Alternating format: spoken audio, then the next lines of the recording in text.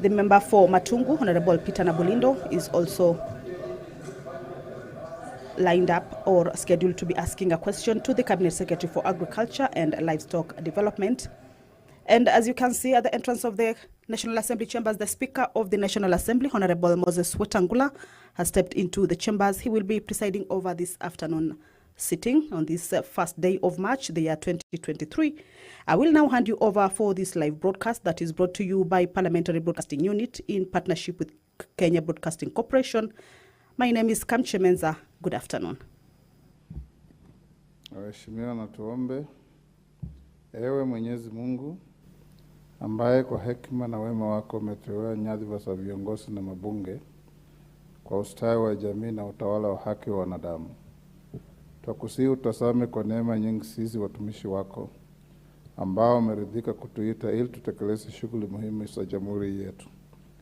Twakuomba uteremshie baraka zako sisi tuliokutukanika hapa, na utujalie tuyatende na kufikiria mambo yote yatakayofikishwa mbele yetu kwa njia ya haki na uaminifu, ili utukufu na sifa zako ziendelezwe na ili kustawisha amani, ufanisi na heri ya nchi yetu na wale ambao haja zao umezikabidhi mikononi mwetu.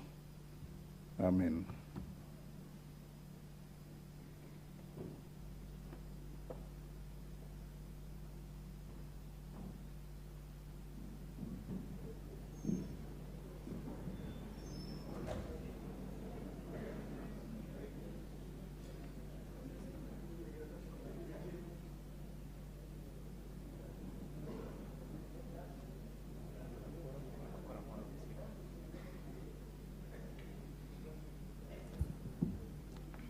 Honorable members, we have quorum to transact business.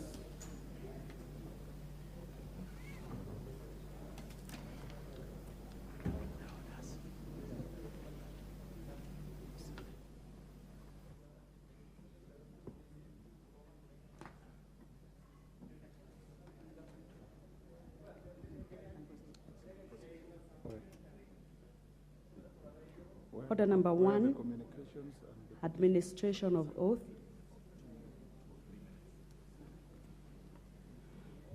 Order number 2, communication from the chair.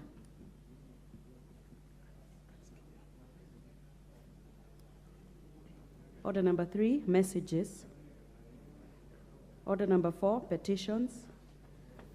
Order number 5, papers. Order, honorable members, there are about 3-4 petitions that I approved to be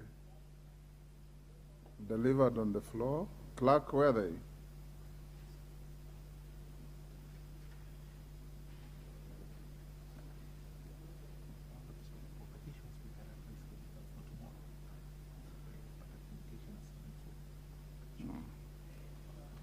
Okay, go on.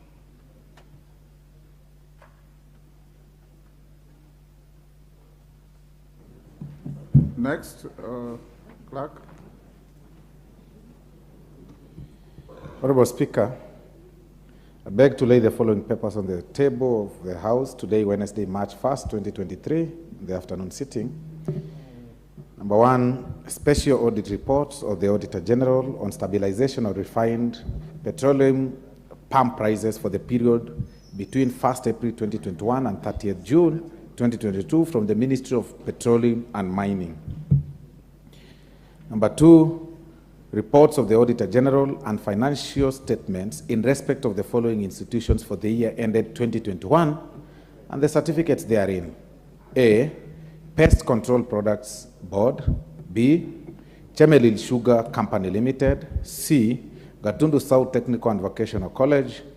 D, Kenya Agricultural and Livestock Research Organization, Kenyatta International Convention Center, Chanzeyue Technical and Vocational College, Wanga Technical and College and Vocational College, Koitalel Samoei University College, Sigala National Polytechnic, Nakuru Rural Water and Sanitation Company Limited, Ikuda Technical and Vocational College, Kenya Water Institute, Eldoret National Polytechnic, Simlo Seed Company Limited, and David Mbiti Wambui Technical and Vocational College. Honorable Speaker, the reports of the Auditor General and financial statements in respect of the following constituencies for the year ended 2021 and the certificates therein: Ndaragwa, Kilome, Masinga, Kaiti, Kadhiani, Mboni, and Baringo North. I thank you, Honorable Speaker.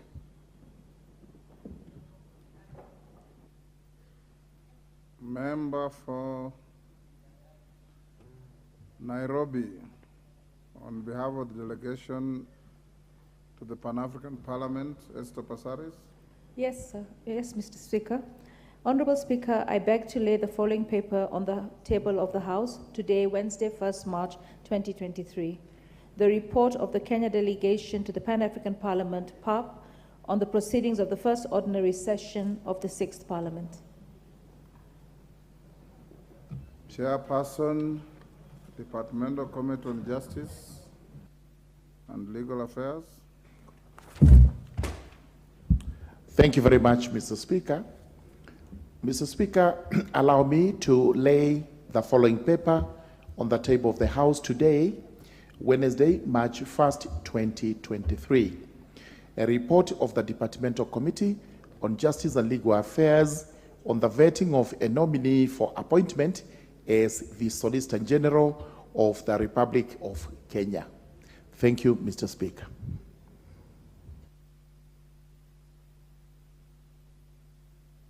Next order. Order number 6, notices of motion. Esther Passaris. Honorable Speaker, I beg to give notice of the following motion: that this House notes the report of the Kenya delegation to the Pan-African Parliament, PAP, on the proceedings of the first ordinary session of the 6th Parliament laid on the table of the House on Wednesday, 1st March 2023. Murugara. Thank you very much, Mr. Speaker. Mr. Speaker, allow me to give notice of the following motion: appointment of a Solicitor General.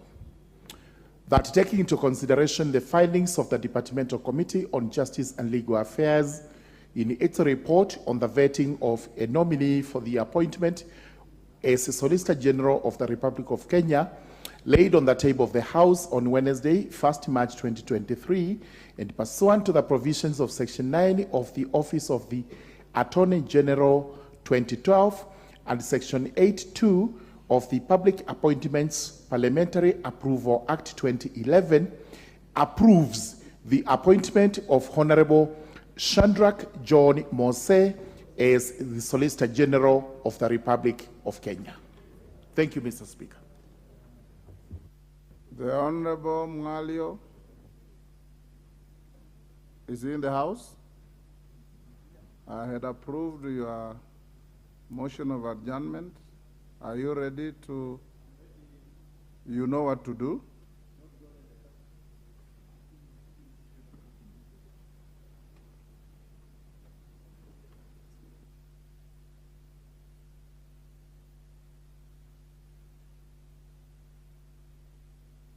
I'll go to the next order and come back to you as soon as we're done.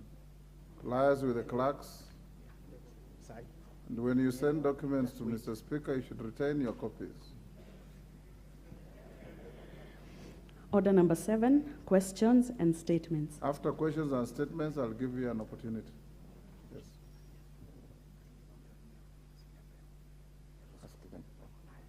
Yes.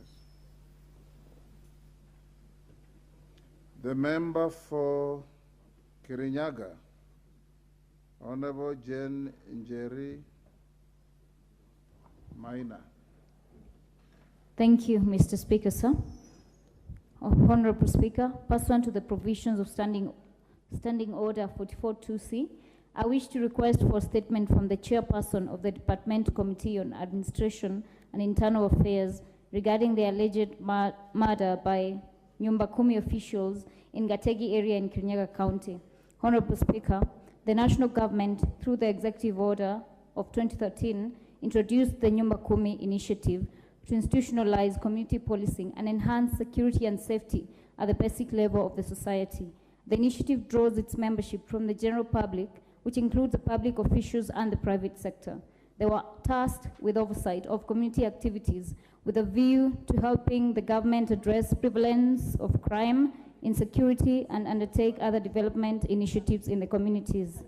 Honorable Speaker, it is unfortunate that on 5th February 2023, two brothers, namely Joseph Ndungu of ID number 259-82017 and Kennedy Gitau of ID number 313-77497, residents of Kewanyeki village in Kirinyaga County, were brutally murdered at Gategi area on the Kirinyaga-Embu County border. It is alleged that the perpetrators of this heinous act are openly known to be members of the Nyumba Kumi initiative. It is ironic that the lives of these brothers were lost at the hands of persons who ought to protect them and provide security in the community. Honorable Speaker, it is against this backdrop that I seek a statement from the chairperson of the Department Committee on Administration and Internal Affairs on the following. Number one, could the chairperson explain the mechanisms in place to monitor the operations and activities of the Nyumba Kumi initiative and their officials within their areas of work and steps being taken to ensure that they do not overstep their mandate? Number two, what measures have been taken by the government to expedite investigations into the heinous killings of the two brothers, avert any extrajudicial killings of innocent people, and curb insecurity in that area? Number three, what is the status of investigations into the killing of the two brothers, and have the culprits been arrested? Number four, could the chairperson outline the steps that the government intends to take to compensate the family of the deceased brothers who are the sole providers to their family? Thank you, Honorable Speaker. Member, the Chair, Departmental Committee on Administration and Internal Affairs should pick up that. Honorable Mulyungi. Honorable Gideon Mulyungi. Question. Thank you, Mr. Speaker, sir. Mr. Speaker, I would like to, I beg to move the following You are not motion. moving anything. You are asking a question. No, I have a What motion. I have, and I've called you for, is a question. And we Okay, are I also had a motion. Order, Maybe it has Honorable no- Mulyungi. If you are following the proceedings, we have already finished moving motions and giving notices. We are on questions. And the reason I've called you is because you have a question Okay, to I have the a question. Cabinet Secretary of Education. Yes, I have a question. That's what I called you for. Okay, thank you, Mr. Speaker, for your guidance. Mr. Speaker, I would like to ask question number 01 of 2023 to the Cabinet Secretary for Education.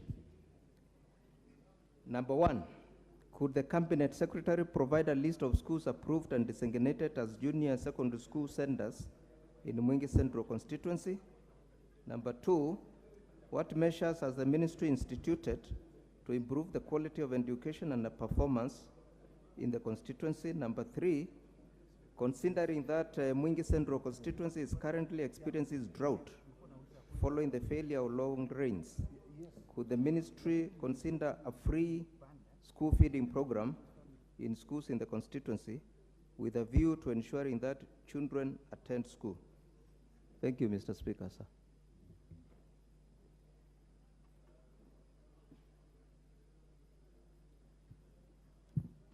Chair, Departmental Committee on Education. It's a question by private notice, so an answer should be brought as quickly as is practically possible, if possible tomorrow or Tuesday. Who is the chair? Where is any member of the committee? Yes, Mama Tongei, you inform your chair to bring the answer on Tuesday. Honorable Peter Nabulindo.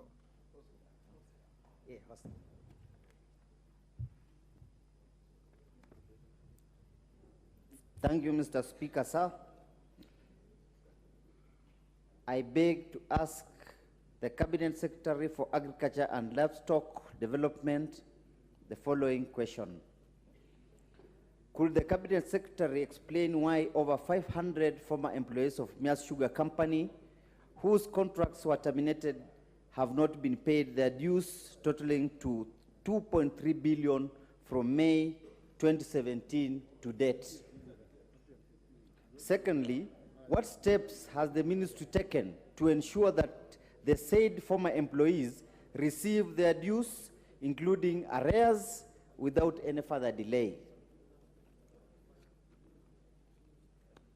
And finally, could the Cabinet Secretary explain why the said former employees of Mias Sugar Company, who occupies the company's houses, were served with eviction orders in September 2021 by the Sarai Group, who are the investors right now, despite court orders stopping their eviction until they have been paid their dues?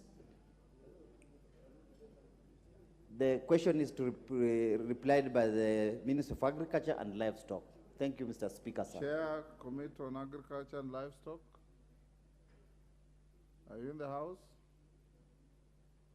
Convey that to the Chair. Member for Kiambu,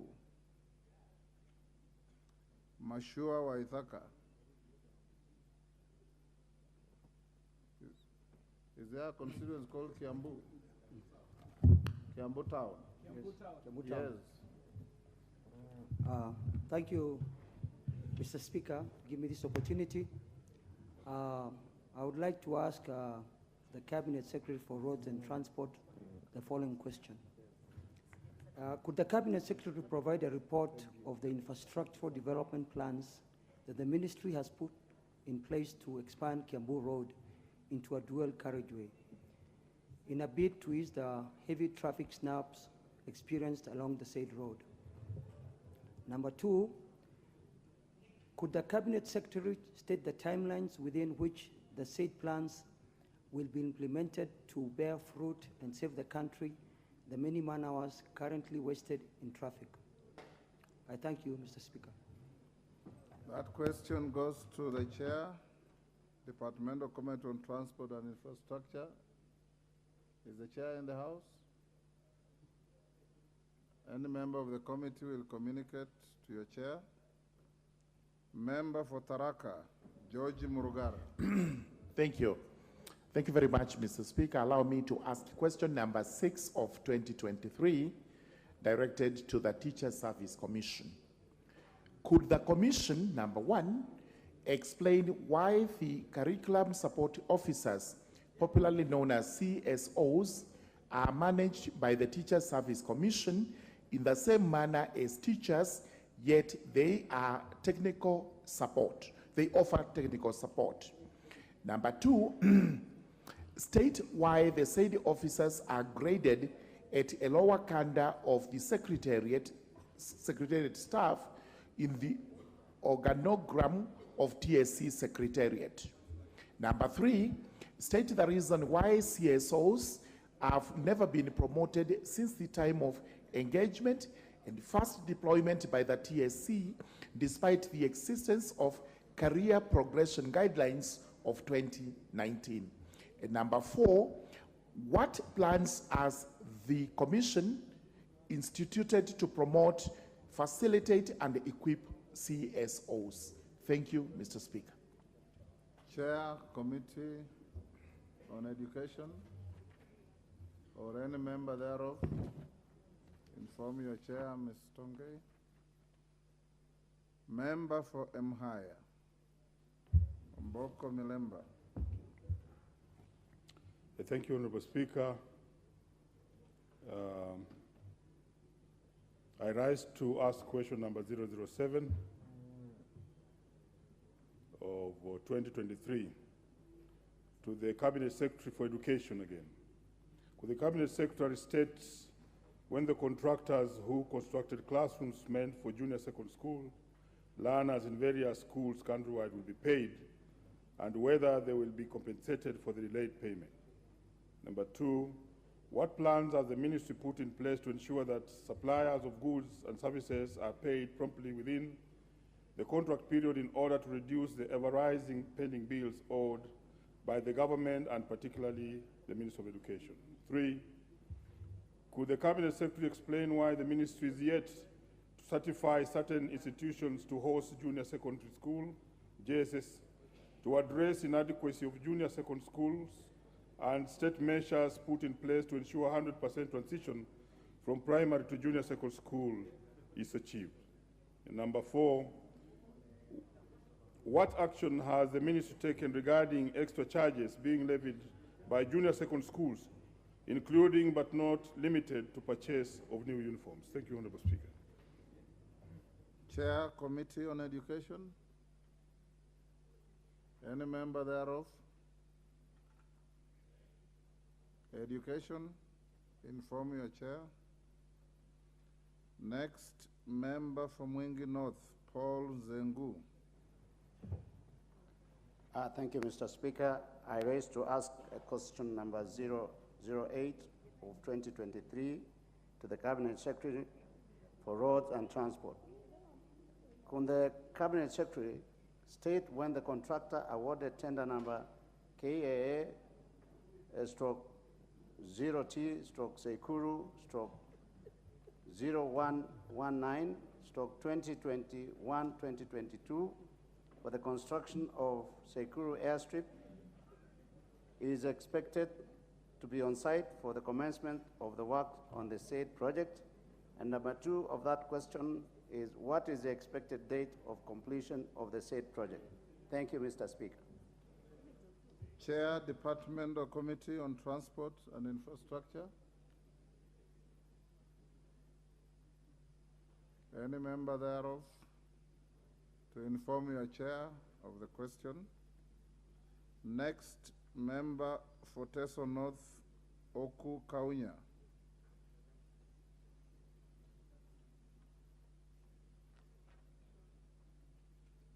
Member for Teso North, Oku Kaunya. Question dropped. We go back to Honorable Mwalio.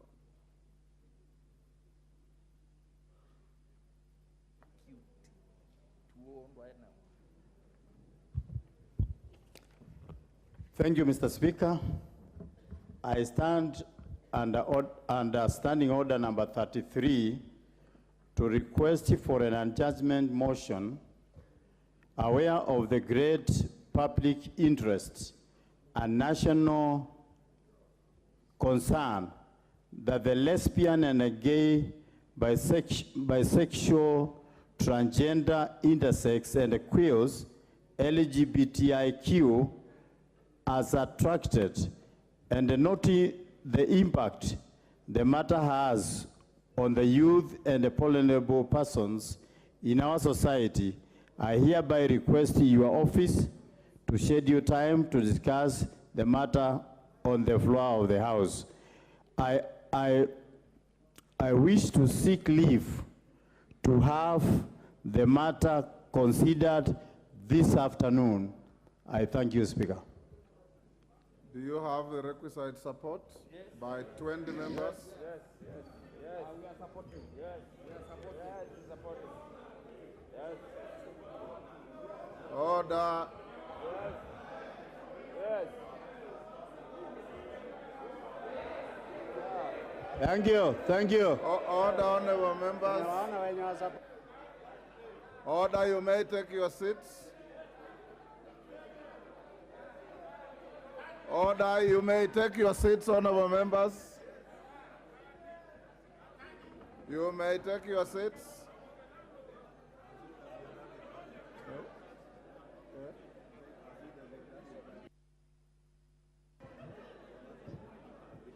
Yes. Order, honorable members.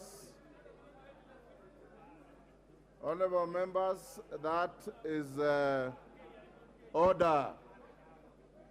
Order, honorable members.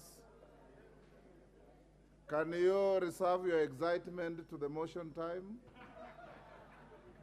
Honorable members, the support for the request by Honorable Mwalio is overwhelming, and the chair will avail you time, 1 hour to the end of time, but depending on how we run our business of the day, there is coming appropriations bill, which is a mirror of the motion that you passed yesterday. If you plow through the appropriations bill faster than we expect, then I will give you much more time than 1 hour to debate this very important national issue. So in the event business goes on, 1 hour to the end of time, we'll stop and invite the Honorable Mwalio to move the House. In case we finish earlier, I'll give him the time at the time we stop. Next order. Order number 8, procedural motion, reduction of publication period of a bill. The Chair, Budget and Appropriations Committee. Thank you very much, Mr. Speaker. I'm moving a procedural motion on the reduction of publication period of a bill that, pursuant to the provisions of Standing Order 120, that this House resolves to reduce the publication period of the Supplementary Appropriations Bill, National Assembly Bill number 4 of 2023, from 7 days to 1 day, Mr. Speaker. And the reason for this, Mr. Speaker, is that yesterday we extensively debated the supplementary estimates. We will actually also have an opportunity to do that today as we move the appropriations bill. But the reason for reduction, Mr. Speaker, is that the majority of members who belong to various departmental committees have been interacting with the various MDAs that they oversight.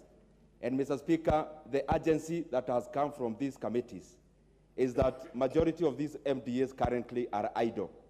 And therefore we need to unlock the resources, number one, to action them to continue offering service to the Kenyan people, but also number two, Mr. Speaker, that this appropriations bill that we are moving today, Mr. Speaker, is unlocking a lot of money that would otherwise be going around in terms of in the pockets of the Kenyan people by unlocking, for example, the pending bills. And therefore, Mr. Speaker, I am seeking that this House, that we reduce the publication period from the usual 7 days to 1 day, because members already have interacted with the content of the appropriations bill, and therefore, Mr. Speaker, my prayer. And I request Honorable Atadi to second. Andy. Thank you, Honorable Speaker. I second. And Honorable Speaker, let me just add something on top of what the Chair of Budget has said. Chair, Speaker, we have about 3 months to the end of this financial year. And Chair, you realize that we have already started discussing BPS. And we need, first of all, to do away with this, clear this supplementary budget, and then we can now focus on BPS. And secondly, Chair, Speaker, you're aware that the country is facing a lot of problems, especially the drought issues. Some of the resources that we have placed in this supplementary budget are going to help our people in the areas of drought, and also the insecurity in the North Rift. So, Chair, these are some of the reasons that we feel this publication needs to be reduced to 1 day, and I second. Thank you. Order, honorable members. I propose the question. Interest in debating this. I'll put the question, which is that pursuant to the provisions of Standing Order 120, this House resolves to reduce the publication period of the Supplementary Appropriation Bill, National Assembly Bill number 4 of 2023, from 7 days to 1 day. Will as members of that opinion say aye? Aye. Will those of the contrary opinion say nay? The ayes have it. Next order. Yes, Honorable Dr. Nyikal, what is out of order? Mr. Speaker, thank you for giving me opportunity. I want to raise a matter which I believe is really important for this House. Mr. Speaker, we have no access from the main Parliament building to the Continental House offices. The route which we used to go through the police now is restricted. Through County Hall, it is restricted. Now members have to go all the way to professional center. And it does look to me like the gate across is ready and we go through. So, Mr. Speaker, I think me and I believe other people must be feeling the stress of having to walk all the way back and forth. Thank you, Mr. Speaker. Is the Honorable Patrick Makau in the House? I direct you as the chair of development issues in the commission to ensure that members are not inconvenienced in going to their offices, going to the gym, and going to Continental House. Thank you, Chair. Chair, I'm quite sorry what happened this afternoon. I've just received the same complaints from Honorable Wangwe. And Mr. Chair, I spoke to the security manager of the institution, and we have agreed there was a security itch yesterday, and that's why it was locked. But we have agreed this afternoon that gate that we used to use going to Continental House will be opened and availed to members of Parliament. There will be a guard. So, Honorable Nyikal and all members, from today, this afternoon, and tomorrow, it will be easy and accessible for you. Thank you. Next order.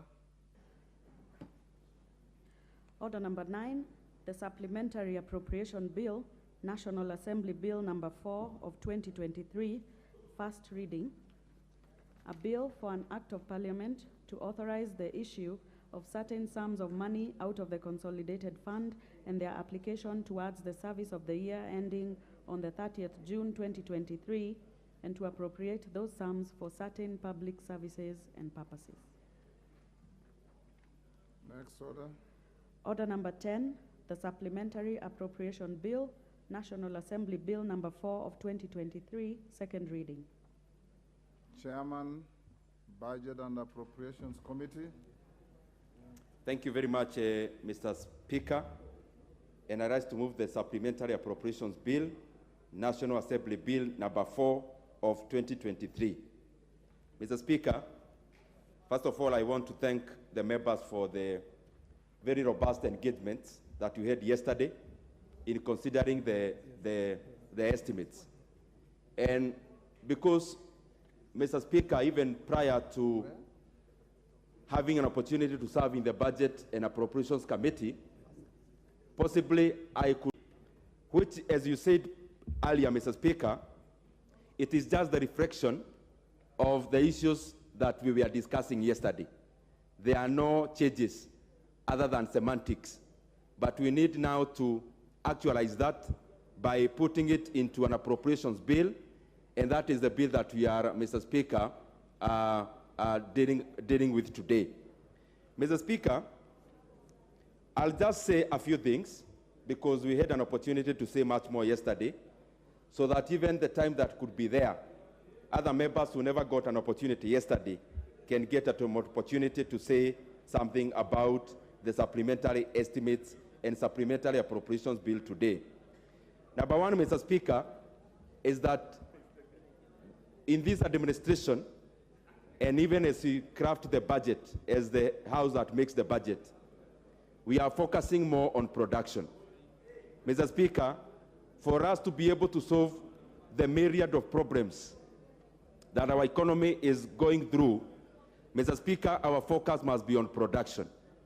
And the way we are looking at production as the Budget and Appropriations Committee, and Mr. Speaker, even what we have been able to table in this House, and what we are currently debating today, our focus has primarily been on production. And Mr. Speaker, on production, on the onset, we are focusing on the primary production, and the primary production is that what deals with raw materials and production of things that are raw in nature. And Mr. Speaker, that is why we have given a lot of resources and a lot of weight in production based in agriculture. And Mr. Speaker, I would request that members improve upon this issue in a robust manner. When we talk about agriculture, sometimes we confuse agriculture with farming. Mr. Speaker, in the agricultural value chain, farming accounts for just around 20 to 25%. the activities that farmers do in their farms, sometimes we confuse that to agriculture. That is just one segment within the value chain of agriculture, which is purely farming. And Mr. Speaker, there are other processes within the value chain of agriculture. Warehousing is part of agriculture. Transportation is part of agriculture. Breeding and blending is part of agriculture. And therefore, Mr. Speaker, our focus is on the entire value chain so that we can have as much value being retained around in terms of within the country, and especially having a lot of value pushed to where the farmer is, so that, Mr. Speaker, the farmer's sweat and the farmer's hard work, that can be commensurated with the kind of value they get out of farming, which is within the value chain of agriculture. Mr. Speaker, also, our focus number 2 is on the secondary production. The secondary production, Mr. Speaker, is in regards to adding value to whatever we have, whatever raw material that we have, whatever raw production that we do, in terms of how we can add value into that. And Mr. Speaker, that is primarily manufacturing. Manufacturing has various stages, but you have looked at it as a block, Mr. Speaker, from very basic production in terms of secondary production within manufacturing to as much as robust, Mr. Speaker. And that is why, Mr. Speaker, our focus is on how, even as we add value in terms of primary production, how much more value can we retain by also incorporating secondary production, Mr. Speaker, that is purely manufacturing in nature. The other one is tertiary, and tertiary, Mr. Speaker, is in regards to the services around the first 2 that I gave.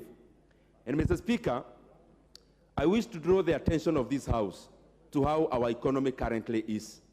Our economy, as it currently operates, Mr. Speaker, is that the drivers of our economy is actually the public sector. It is the government. And the other number 2, Mr. Speaker, the driver of our economy is what I would call facilitative arm of the economy, where if you look at the growth on fintech, the growth in service industry, Mr. Speaker, we have had now the productive side leapfrogging the facilitative side, where we have very innovative people. We have banks now that are now in our phones. We have very robust fintech products like M-Pesa. We have a growing service sector in terms of insurance, in terms of banking.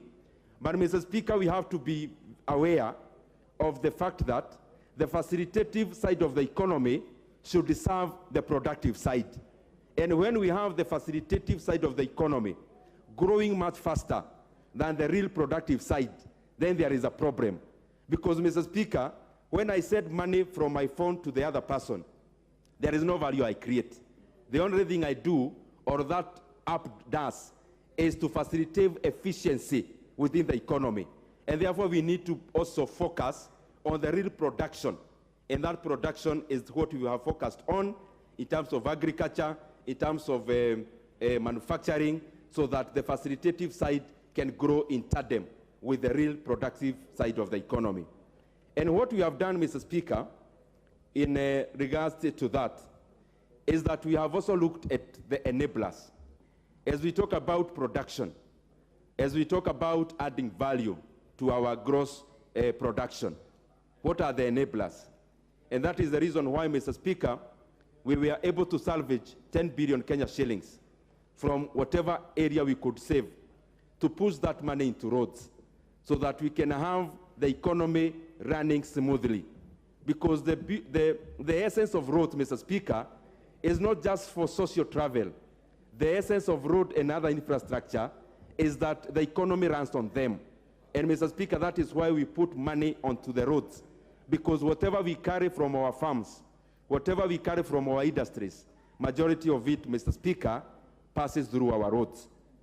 And that is the same reason that we unlocked 12 billion Kenya shillings from the annuity fund so that we can push the same resources into making sure that the contractors go back to site to finish on our roads projects.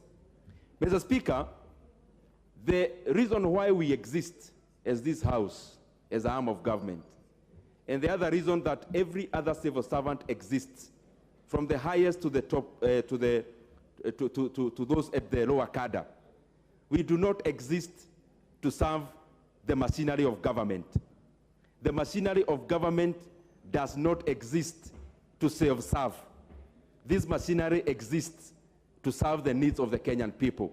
And that is why, Mr. Speaker, we are focusing on having a lean government, because the government is the machinery for service, so that we can push as much resources into the areas that touches on the common person, the people who labor, the people, Mr. Speaker, who work hard, and the people who pay taxes, the very dignified citizens of the Republic of Kenya.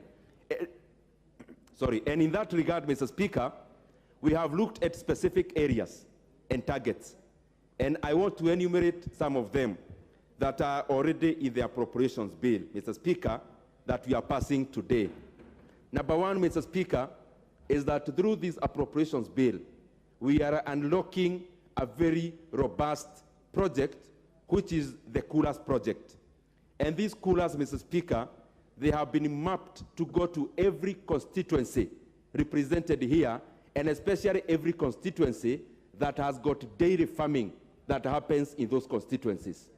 Mr. Speaker, we have allocated Kenya shillings 500 million, which is counterpart funding, because we have the Polish government providing 9.5 billion to that project, Mr. Speaker, and therefore we are going to have a 10 billion project that will supply coolers to our farmers as part of value addition within the agricultural value chain. Mr. Speaker, this is a very robust program. The government of Kenya, through this appropriations bill, is only contributing 5% counterpart funding, which is already provided. Number two, some of the areas that I wish to mention among the many. Mr. Speaker, through food security, it is a shame that our economy is agrarian in nature. If you ask any child in any business class, even in class 1, our economy is deemed to be an economy that rides on agriculture. Mr. Speaker, it is an oxymoron and a paradox that an economy that is based on agriculture has challenges in feeding its people. And Mr. Speaker, this cuts across many economies across. Majority of the economies that are premised on agriculture has problems feeding their people. And actually the economies that focuses on other productions other than agriculture, their people have problems of overfeeding. Mr. Speaker, that is a paradox. And to reverse that paradox, Mr. Speaker, we have pushed resources into specific areas within food production. Number one, there is a project that had been abandoned in Tana River, Mr. Speaker, undertaken by Tarda. Mr. Speaker, we have allocated 500 million Kenya shillings that will go into production of rice, because there is no way we can perpetuate importation of rice when we have capacity to unlock the projects that we already have in that regard. Mr. Speaker, through this appropriations bill also, we have unlocked another very serious project, which is called Bura One. This is also an abandoned project, which we have pushed 300 million Kenya shillings to be able to activate that project, Mr. Speaker, to spur up rice production in our country. That rice production, Mr. Speaker, will also be happening in Tana River. And I want to confirm to this House that within our country, some of the areas that we see as far-flung, Mr. Speaker, they could be the saviors of our country, just like what Los Angeles did to the US. Mr. Speaker, some of these areas are productive. They only need some simple mechanization for them to add into the basket, and especially the basket of food. Mr. Speaker, I also wish to mention one other project that the President of Kenya, His Excellency William Samoei Ruto, promised to the people of Kisumu and Homa Bay. Mr. Speaker, there are always challenges when the very dignified citizens of Kenya move from the mainland into the islands, Mr. Speaker, within Lake Victoria. They have challenges with very unsafe boats. Mr. Speaker, the President promised that the people of that area will have a ferry to be able to facilitate them, Mr. Speaker, to move from the mainland into the islands. And Mr. Speaker, I can confirm to this House that through this appropriations bill, we have allocated Kenya shillings 300 million for the purchase of ferries, Mr. Speaker, to be able to facilitate trade and movement within Homa Bay and Kisumu counties through Lake Victoria. Mr. Speaker, through the same visit that the President had, he got, Mr. Speaker, opinions from the leaders who are actually in this House. And I want to confirm that we have put in the initial budget to be able to build Homa Bay Kapude airstrip, Mr. Speaker. And that will also be starting very soon because that money is already in the appropriations bill. And I can say Dr. Nikal is resonating with what I'm enumerating. Mr. Speaker, also, in terms of creating value by having the young people of Kenya engaged in productive areas, we have also allocated through this appropriations bill Kenya shillings 1.3 billion, Mr. Speaker, to be able to facilitate additional infrastructure within the River EPZ-A. Mr. Speaker, we already have many investors lined up who are willing to invest in garment and apparel sector. And Mr. Speaker, you know for sure that the economies that have actually advanced even up to now, their basis of manufacturing was the basic manufacturing. And basic manufacturing, Mr. Speaker, cuts across apparels, garments, and areas around clothing. And Mr. Speaker, we have facilitated EPZ to build more sheds for the investors who are already lined up to employ the majority of the Kenyan youth who will be engaged in those EPZ sheds. Mr. Speaker, just for the clarification for members who were not here yesterday, I want to reinforce that we have been in talks with the Treasury, and they have already released Kenya shillings 14 billion to NGCDF board. Mr. Speaker, by close of this week, we anticipate that every constituency should be having no less than 45 million to be able to disburse bursaries. And in that regard, Mr. Speaker, I'll talk about GAF. I can hear lovely voices from the very able women reps. I'll talk about it. In this appropriations bill, Mr. Speaker, we have also added two things in regards to NGCDF and GAF. And starting with GAF, the women reps in this House, they are very aware that their activities have been handicapped in the past because of coordinators and because the money that are already provided, we needed some funds to unlock that money. We have provided enough money for that in that regard, in terms of coordinators and in terms of facilitating the unlocking of the monies that are already provided in the. We are going to unlock the 12 million per constituency which are in arrears, and they should be paid anytime after the assent of this bill by His Excellency the President. We have provided Kenya shillings 2.9 billion in that regard, and we have actually factored in entirety the entire arrears in terms of NGCDF. Mr. Speaker, as I come to the finish, the other very important matters that we have done, I talked about the teachers yesterday. We have passed Article 223 expenditure in regards to the teachers' recruitment, which is ongoing in terms of JSS, junior secondary schools. And we have also allocated, Mr. Speaker, through this appropriations bill, an additional 9 billion Kenya shillings for capitation for JSS. And we have done this because the essence of JSS and CBC is that we do not want to push the burden to parents. And the President gave us direct commitments that he wants the JSS learners and the parents not to carry extra burden. And therefore, the government is capitalizing every learner through capitation, monies that we have already input in this appropriations bill to a tune of 9 billion Kenya shillings. Mr. Speaker, there are many other areas which I will leave for the members to get an opportunity to comment on, and I wish to move, Mr. Speaker, and if you permit, I can call the seconder.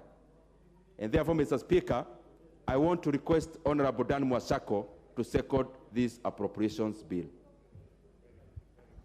Honorable Mwashako. Thank you, Honorable Speaker, for the opportunity to second this appropriation bill. Honorable Speaker, I first want to say that we know at the moment there is so little activity going on in the country, because without government spending, Kenya money in circulation as a country, it is depressed, Honorable Speaker. And therefore, Speaker, I am glad that this afternoon we have an opportunity to debate and even conclude on this supplementary bill that will unlock funding to government projects, that will unlock funding to MDAs, so that government can implement projects that in the same as the implement project, Honorable Speaker, will have an opportunity to have money in circulation, Honorable Speaker. Honorable Speaker, my chair has done justice to this topic. I want to say, Honorable Speaker, that this supplementary budget of this first supplementary budget under the new administration has taken care of about 3 items that are so important where the country is at the moment. Honorable Speaker, there is 6 billion shillings that has been allocated to go into drought mitigation, which at the moment you know the situation the country is facing. We have almost every corner of this country, we have a drought that is ravaging every area, and Kenyans are suffering because they're not able to do their normal, get the normal food, and even the food baskets have been affected. So this 6 billion, Honorable Speaker, has been allocated for food relief. Some of us come from ASAL areas, Honorable Speaker, and therefore we are calling upon government. The immediate this supplementary budget is passed and signed into law, we expect that suffering Kenyans need to get this food, and therefore all the apparatus of government that are concerned in the distribution must move in fast to save lives, Honorable Speaker. Honorable Speaker, we know the confusion that is going on right now under junior secondary. This supplementary budget has allocated 9.2 billion shillings to go and sort out the mess we find in the junior secondary space, Honorable Speaker. And therefore, Honorable Speaker, we know capitation in this country for our students in schools. In primary school, definitely this capitation is very little. But now that junior secondary is domiciled in primary schools, we expect now even the primary school to now have sufficient funds, Honorable Speaker, to make them viable, Honorable Speaker. Because we have primary schools, Honorable Speaker, that have very low enrollment. And therefore, the little money they receive under primary school capitation is never enough to run the schools, Honorable Speaker. Honorable Speaker, without saying much, Honorable Speaker, I want to say that the most important thing that this government needs to give us is value for money. And therefore, we want to call upon all the implementation agencies and ministries to make sure that every coin that this August House appropriates is used according to what is envisaged in this appropriation bill, Honorable Speaker. We know that there's been a lot of wastage, we know there's been corruption, and therefore, Honorable Speaker, for Kenyans to get value for the money that this House is appropriating, we are calling upon all the implementation agencies and everyone, every stakeholder who is involved in running projects and programs of government to make sure that they give value to Kenyans, to make sure that they minimize wastage, and make sure that they do everything above board, Honorable Speaker. Honorable Speaker, as I sit, I'm also excited about the opportunity that this appropriation bill gives to CDF, the money that has been allocated to CDF. I know there are arrears, most constituencies had arrears for the last financial year, 2021-2022, and now that 2.9 billion has been allocated to go into unlocking the arrears under NGCDF, it's something that is welcomed, and I know women reps are also excited about the money that is in this appropriation bill, and therefore, as a country, I know now we are set to move 4 months to the next, 3 months to the next budget. The only thing that we call upon, Honorable Speaker, in the next budget as a House, we must be asking ourselves how balanced these budgets are, so that then we achieve what we call a balanced growth across the country, Honorable Speaker. With those many words, Honorable Speaker, I stand to second. Thank you.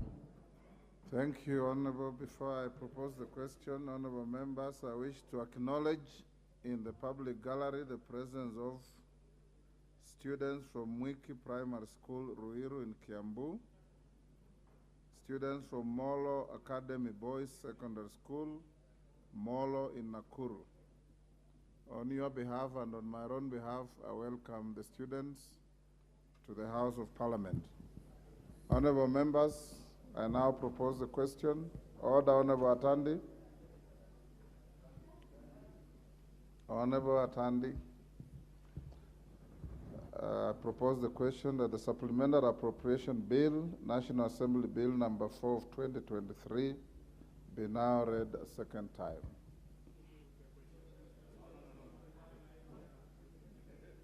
Do you want to debate or to put the question?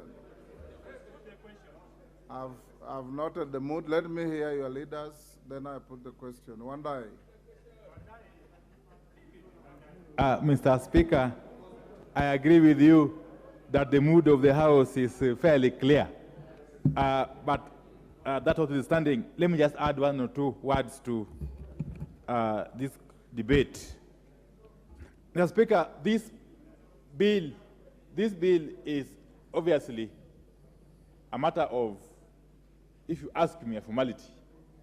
That for you to give effect to the supplementary estimates, you must actually pass this bill. Otherwise, the approval of the estimates becomes something done in vain. And therefore, I will support it. But Mr. Speaker, there is something we need to take more seriously. Because I listened keenly to the chairman talk about value addition and manufacturing and supportive sectors and so on and so forth. And I agree with him. But we must, as a matter of priority going forward, even as we pass this bill, relook at the issue of the cost of energy in this country. Because unless we address the issue of the cost of energy, we shall never make any progress in terms of developing our manufacturing sector. As we speak, it is almost common knowledge that the energy sector has been captured by cartels. Cartels that are little, Mr. Speaker. Little. And these cartels have been able to transit from one regime to another, to another, and to another. I would be surprised that as we speak, they have already captured this new regime. I wouldn't be surprised. I'm not saying I've got evidence, but I wouldn't be surprised. These cartels are dangerous creatures.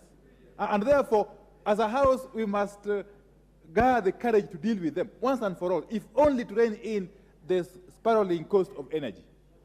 There is no way we are ever going to be competitive as a country vis-a-vis other countries.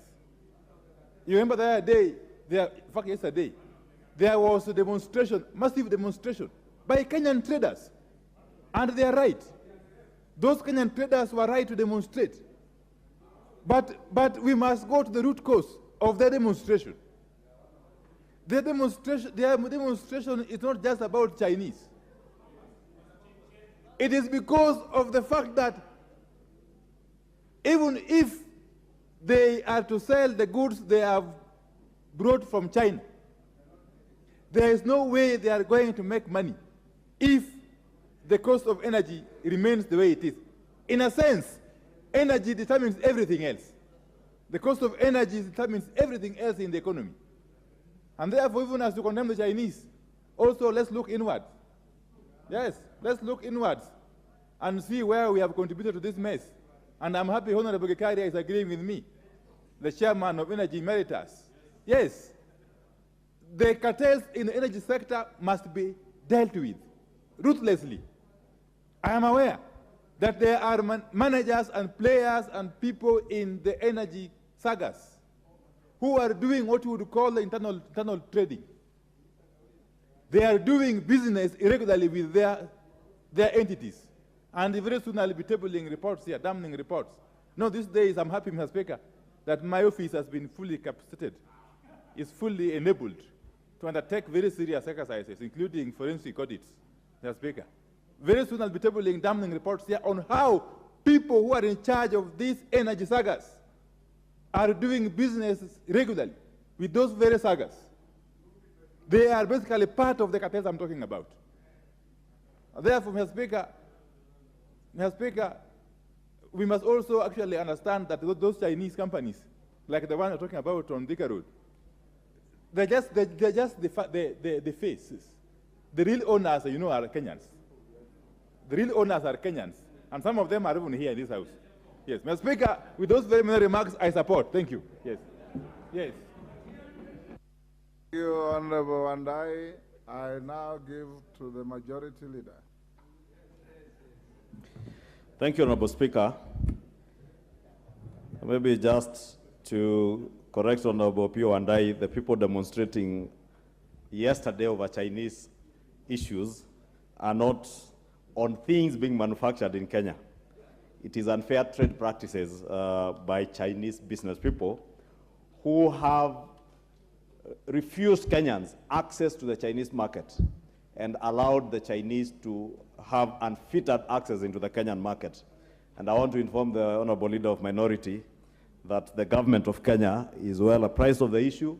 This morning we had a meeting with representatives of the Nyamakima River Road traders that was chaired by none other than the Deputy President and included all agencies of government, including KEBS, KRA, Anti-Counterfeit Authority, and all other relevant agencies. And government is working hard to look into solutions to that issue. Honorable Speaker, we did pass the Budget and Appropriations Report yesterday, which is now what has enabled us to prepare this appropriations bill. And there isn't much that we can say other than what we said yesterday in terms of the budget-making process and approval of this appropriations bill. Upon passage of this bill, Honorable Speaker, we shall be able now to access the monies as when His Excellency the President assents to the bill to become the Appropriations Act of Supplementary 1. And governments, agencies and departments and ministries will now be able to access funds to be able to spur the economic growth that we were speaking about yesterday. But significantly, Honorable Speaker, yesterday as we passed the report, there was also reports of the cabinet meeting of yesterday morning. And I have seen a number of media houses misreport a resolution by cabinet.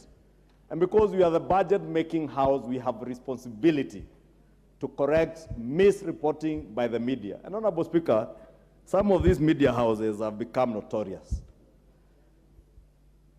This afternoon, the Chief Whip has just tabled reports of the Auditor General and financial statements in respect of a number of constituencies for the financial year ended 2021. Let me just say this, Honorable Speaker, with your indulgence, because we have a number of new members of Parliament whose first audit reports will be tabled before this House, hopefully by mid next year, after the audits that will be done after you are taking office.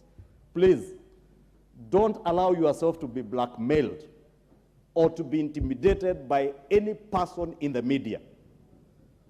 I had occasion, some of them are calling members of Parliament, oh, we have seen an audit report of your NGCDF committee. I can see already members nodding, so a number of them have been called. And there are issues that you need to talk to us about. Members of Parliament are not accounting officers of NGCDF, and they have no business. If there are issues to do with the audit of NGCDF, those are issues to be dealt with by the accounting officers that are the fund account managers in your respective constituencies.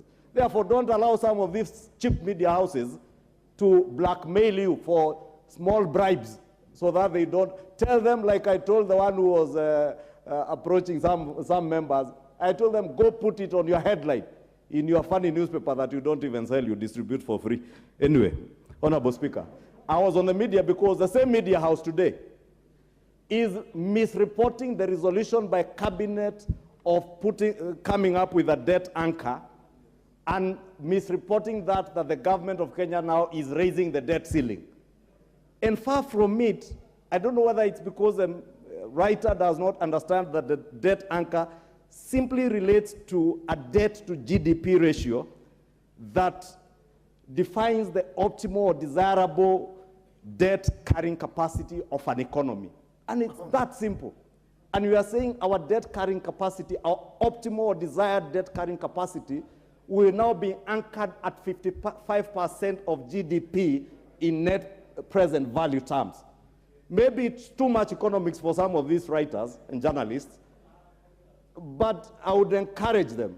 And allow me, Mr. Speaker, to mention the People newspaper, because it is the People newspaper I am talking about. They either MediaMax, the same media house that has the famed Kamehameha FM, that the other day was fighting Our Lady members of parliament, telling them that they are wearing vitenges. Honorable Wandai, what is the problem? He wants to defend. The Speaker just need your guidance on this. No, Chunga is my friend. But then, you know, under the standing orders, we are not supposed to impute improper motive on persons who cannot have the chance to defend themselves for this house without following the normal process. And you know, newspapers, media houses are legal persons, the Speaker. And therefore, would I be in order to ask that you ask the Honorable Leader of Majority to approach this matter in the correct manner by following the standing orders as clearly indicated there. Thanks. Thank you, Honorable Speaker. I understand the Leader of Minority has to defend the ownership of that particular media house and the persons who own it by virtue of the owners being the chairman or outgoing chairman of the Azimio Council of Elders or something like that. But truth be told, if a journalist in a media house doesn't understand simple things, let us just use this opportunity on the floor of Parliament, because we have some fiduciary duty also to put things in the right perspective. You've made your point. And therefore, Honorable Speaker, I just wanted to state for the benefit of the country that the debt anchor that the cabinet resolved on yesterday, currently as we speak, our debt to GDP ratio was at 62.7%. With this supplementary budget and this appropriations bill that you are moving today, that has come down now to 60% of GDP. And we are saying our desired and optimal debt to GDP level, we want to anchor it at 55%, so that whenever, as our economy grows, whenever you go above the 55% threshold, then something signals that things are not going all right, and we have to do something even as a house. Today, we are 9.14 trillion against the 10 trillion mark that we put, an absolute figure that basically, if you ask what is the basis of the 10 trillion shillings, is nothing, and it's just a figure. Therefore, it's good for all Kenyans, including those who write and commentate on economic matters, to at least have the courtesy and decency to engage with those who are in the know. And if they can't engage with the National Treasury, I'm sure there are also think houses, economic think houses in this house that they can engage with that would guide them to understand these things, other than misreport things that are misleading to Kenyans.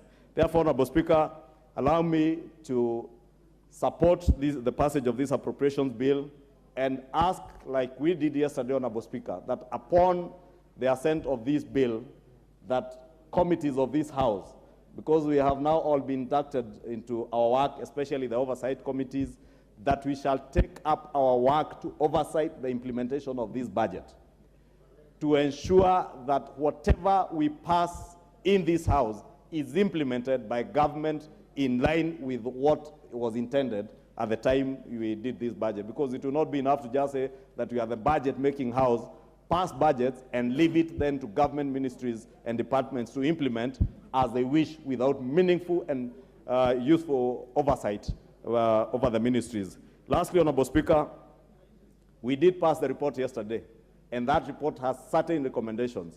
And as I did yesterday, I once again want to challenge our committees. Please go through that report.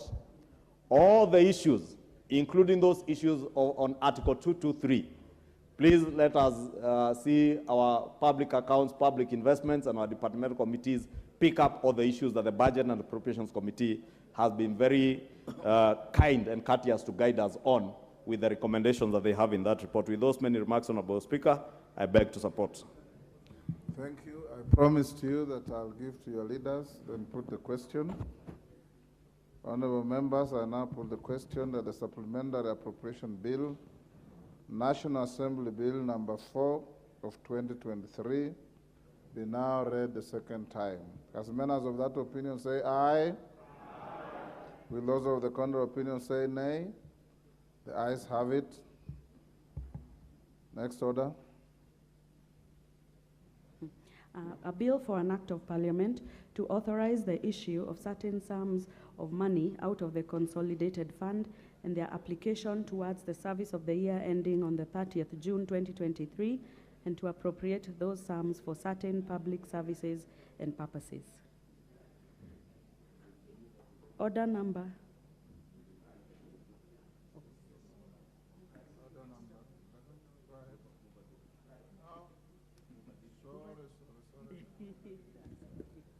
Mover, I didn't invite you to reply. I rescind the question. I think you should blame it on Honorable Bukose, who is constantly calling on the Speaker to put the question. Mover, reply briefly. Thank you very much, Mr. Speaker, for that opportunity. Yes. And I implore upon Honorable Dr. Bukose to desist from confusing the Honorable Chair.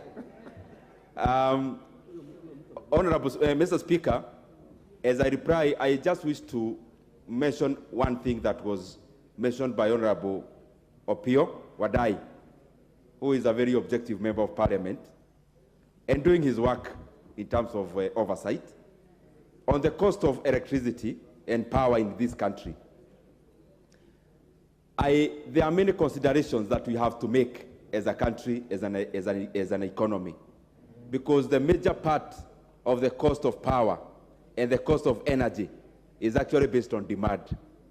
When we increase our capacity to absorb extra capacity, currently we have installed capacity of around 3,000 megawatts. Mr. Speaker, for an economy to be able to access cheap power, we, number one, have to make mechanisms of increasing demand for power itself. And the reason I'm saying that, Mr. Speaker, is that when you produce less capacity, then in terms of per capita and in terms of per unit, then the cost goes high. If you compare our installed capacity of 3,000 megawatts with that, for example, of South Africa, South Africa has around 64 gigawatts of installed power. When you go to South Korea, it is around 120 gigawatts installed capacity. And therefore, the work we are doing is to increase the demand side of power. Because when you increase the demand side, then the power you produce in bulk has got areas that can be absorbed in. And therefore, unit cost of power then consequently goes down. And I'm sure we are already aligning in regards to that. Mr. Speaker, also, in terms of debt, I also want to add the voice onto that, because yesterday our cabinet set and they made proposals in regards to the debt benchmark. Every country, instead of setting an aggregate figure in terms of the debt ceiling, you know, economy is a moving target. Our GDP keeps on rising. Our production keeps on rising. When you anchor debt in terms of an aggregate figure, then you are not giving credence to the fact that economy is a moving target. Therefore, most of the advanced economies, what they do for fiscal prudence is to put a benchmark that also moves in the tandem of the movement of the economy. And therefore, instead of the aggregate figure, then having a debt to GDP ratio is more preferable, because even the economy changes. And therefore, our debt or the cabinet never approved anything around taking the debt appetite up. It is actually in terms of reducing. We have already demonstrated that we have reduced our deficit currently. We have demonstrated further that through this supplementary budget, we have actually reduced our deficit, fiscal deficit, to 5.7, when actually even IMF have recommended 6.2 and 5.8. But as a responsible government, we have actually reduced that through this appropriations bill to 5.7% of our GDP. With those many remarks, Mr. Speaker. Opinion say aye. Will those of the contrary opinion say nay? The ayes have it. A bill for an act of parliament to authorize the issue of certain sums of money out of the consolidated fund and their application towards the service of the year ending on the 30th June 2023 and to appropriate those sums for certain public services and purposes. Honorable members, before we go to committee, I have some guidance from the chair in relation to proposed amendments to the bill. Honorable members, before the House proceeds to the next order, which is the consideration of the Supplemental Appropriation Bill, National Assembly Bill number 4 of 2023, in the committee of the whole House, I wish to offer following guidance with respect to amendments proposed by members and the application of the provisions of Article 114(2) of the Constitution. Honorable members, I have received notices of proposed amendments from the chairperson of the Budget and Appropriations Committee, the Honorable Ndindi Nyoro MP, and from the Honorable Patrick Kingola MP on behalf of the Parliamentary Service Commission for consideration during the Committee of the whole House on the Supplemental Appropriations Bill 2023. Honorable members, as you are aware, Article 114(2) of the Constitution provides that, and I quote, if, in the opinion of the Speaker, a motion makes provision for a matter listed in the definition of a money bill, the Assembly may proceed only in accordance with the recommendation of the relevant committee after taking into account the views of the Cabinet Secretary responsible for finance.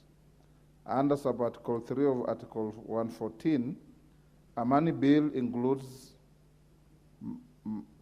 matters that contain provisions dealing with inter alia, the imposition of charges on the public fund, the appropriation, receipt, custody, investment, or issue of public money, and the raising and guaranteeing of any loan or its repayment. In this regard, a supplemental appropriation bill, being one that deals with appropriation of funds, is clearly a money bill. Therefore, its consideration in the House squarely falls within the confines of Article 114 of the Constitution, as well as other provisions relating to the processing of legislation in the House.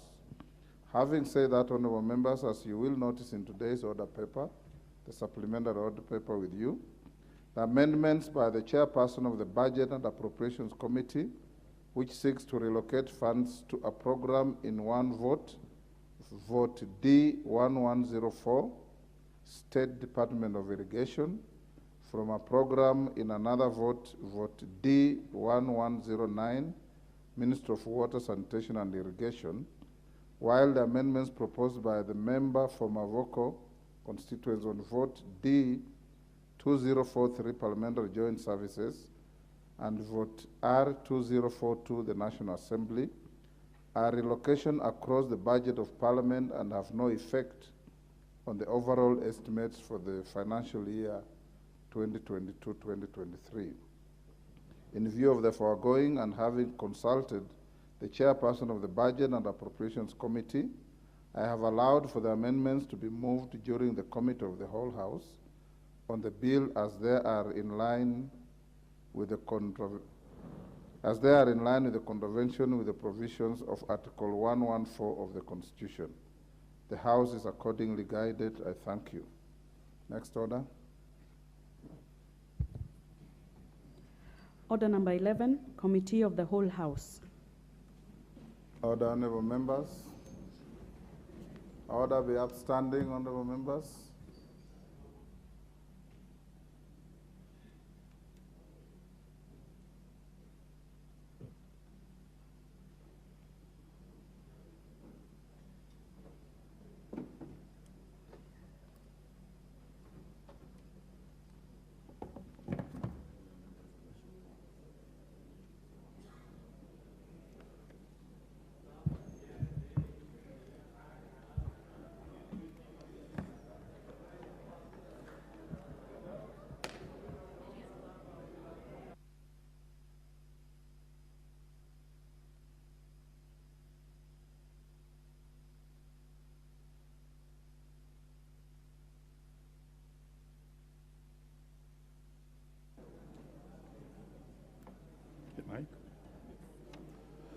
Okay, members, we are now in the Committee of the Whole House for the Supplementary Appropriation Bill, National Assembly Bill number 4 of 2023. It's a short one, so just be in the House. We shall not take a very long time. Clause 2.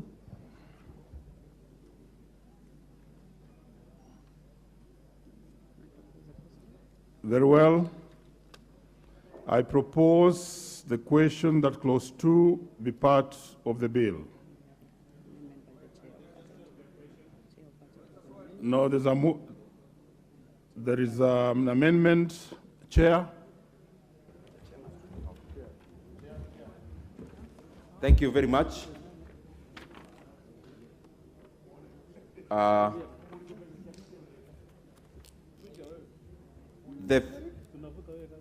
Mr. Chair, that the first schedule be amended in respect of the vote D1104, State Department for Irrigation, by deleting figure 13,125,000 appearing under program 10-15-000, water storage and flood control, in respect of development estimates, and substituting therefore with figures Kenya shillings 113,125,000, and by affecting the consequential amendment thereof.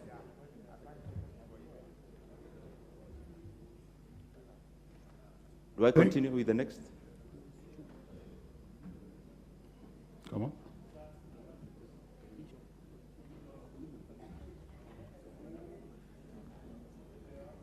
Mike. Chair, move the amendment to clause 2. As it is the order paper, please. I propose clause 2 be amended as appearing on the order paper. Chair, can you please explain to the members briefly? Chair, what we are doing actually in all the amendments emanating from the chair of the Budget and Appropriations Committee, after the executive order by the President, some of these votes have been misplaced in the wrong places. So all we did was cleaning up in terms of having the vote being domiciled in the place that it was intended, and especially by taking care of the executive order number 1 that aligned all government departments. Very well. I propose the question that clause 2 be amended as proposed. Very well. On Oundo. Chair, I hope the Chair of Budget and Appropriation Committee is listening. Chair, can you proceed? Oundo is listening, Chair, and is a very keen person. The Chair is not being very clear. The original published bill, Honorable Speaker, talks of a figure of 200,529,733,488, and I would imagine for the benefit of new members, the amendment that's being done in clause 2 is to change the figures published in the bill to a new figure of 200,729,723,488. And probably the question we need to ask, what has informed the change and where has the extra amount come from, so that for the benefit of the new members can know. Because he's talking of a totally different thing about reclassification, which is not the import of the amendment he has moved on clause 2. Thank you, Chair. Chair. Thank you, Chair. I didn't want to jump before the gun, but if you look at the second amendment, you see that the same 100 million up there, it is the same net effect down there. That the figure is moving from 491 million to 591, and therefore it balances up, Mr. Chairman. Very well. Members, I put the question that clause 2, you need to catch the eye of the chair on time, but I will allow you to proceed. Now let me hear. Debate doesn't kill anyone. Proceed. Thank you, Chair. Chair, I refer to the proposed amendment by the Chairman Budget and Appropriation Committee And I'm just wondering, when we were handling the matter at the committee level, I belong to the Committee on Blue Economy and Irrigation. Already, the said presidential decree or executive order had already been communicated. And we interrogated the Ministry of Water, we interrogated the Ministry of Irrigation. Now, I do not understand how then it comes that at the budget level, at the Budget and Appropriation Committee level, is when they are realizing that the executive order was not properly followed. Chair, I also want to just bring to the attention of the House that a number of changes have been introduced in what we had reported as a committee of Blue Economy and Irrigation, and the additional, so much money has been brought in without the consultation of the committee, of the departmental committee. And we are really wondering, as members of the Blue Economy and Irrigation Committee, whether actually we are there to rubber stamp things that are being done without our knowledge, or what is our real role. Thank you, Chair. Thank you. We've heard you, but the matter is now on the plenary of the House. And I put the question that clause 2 be amended as proposed. Will as many as are of that opinion say aye? Aye. Will as many as are of a contrary opinion say nay? The ayes have it. I now put the question that clause 2 be amended as amended be part of the bill. Will as many as are of that opinion say aye? Aye. Will as many as are of a contrary opinion say nay? The ayes have it. Clause 3. Does it have an amendment?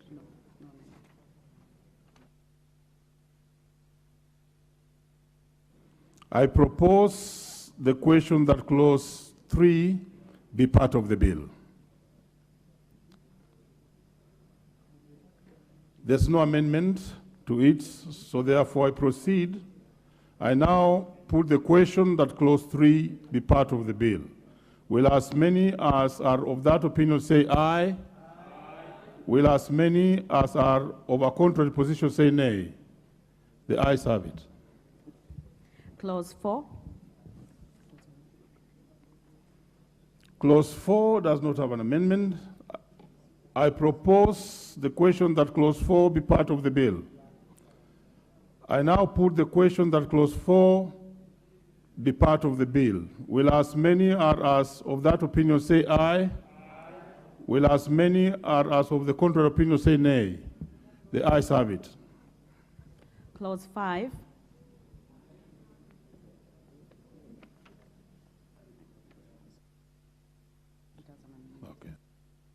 I propose the question that clause 5 be part of the bill. There's an amendment, Chair Budget. We are on clause 5. And give the Chair appropriate time. He has some business. Thank you. Thank you very much, Chair.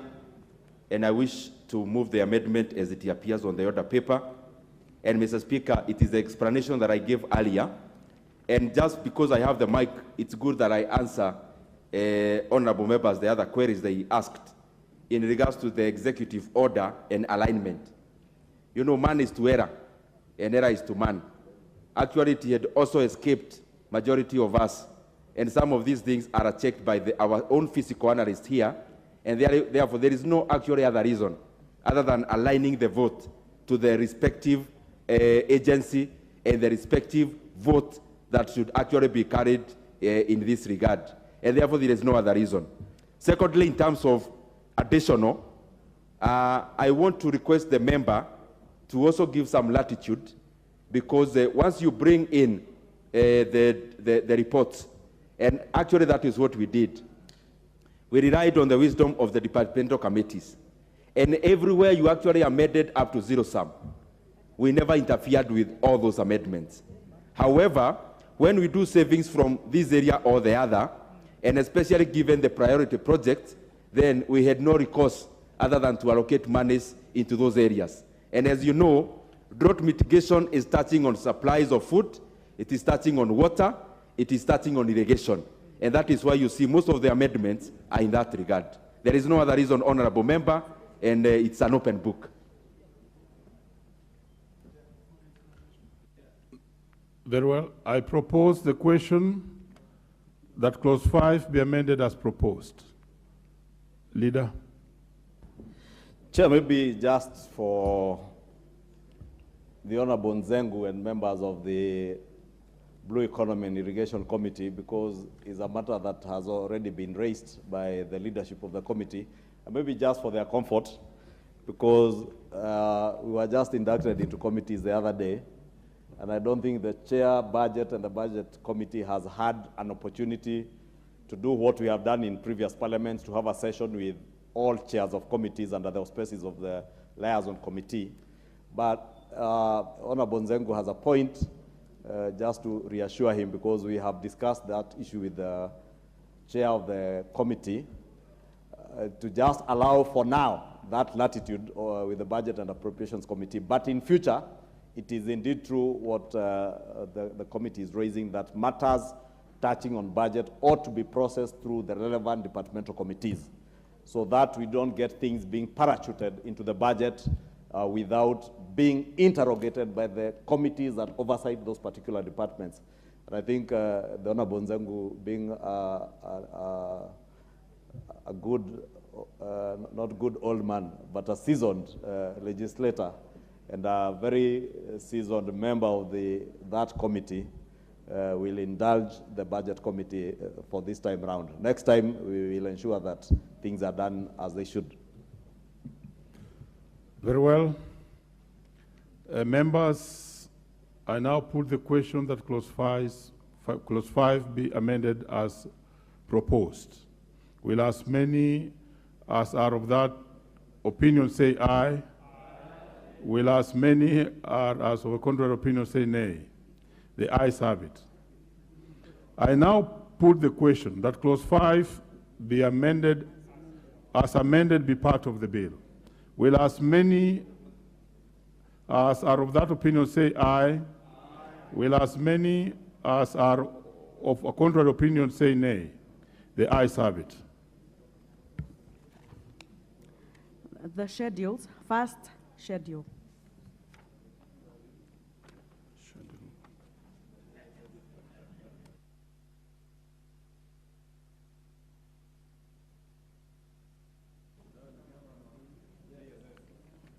Very well, honorable members.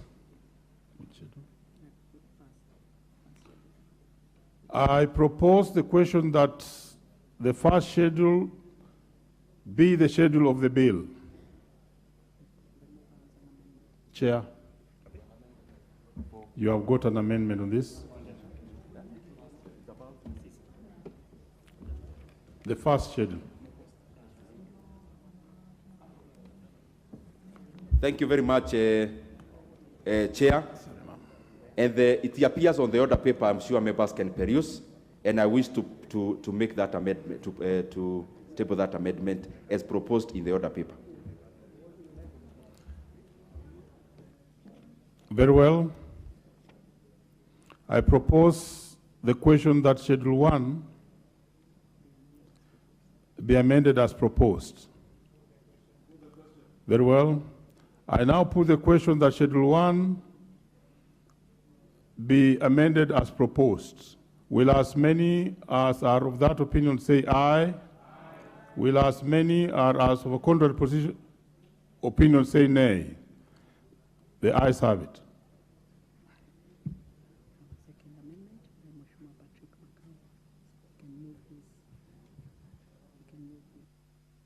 Well,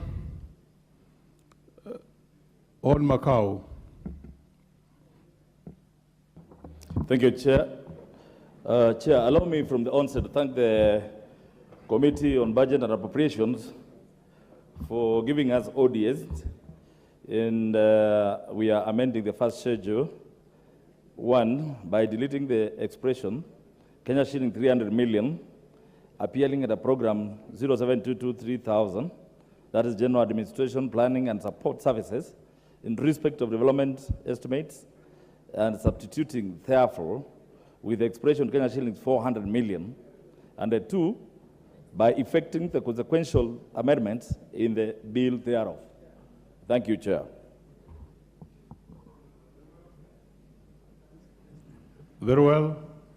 Attorney, let me propose the question first. I propose the question that Schedule 1 be amended as proposed by Hon Macau. Let me hear Hon Attorney.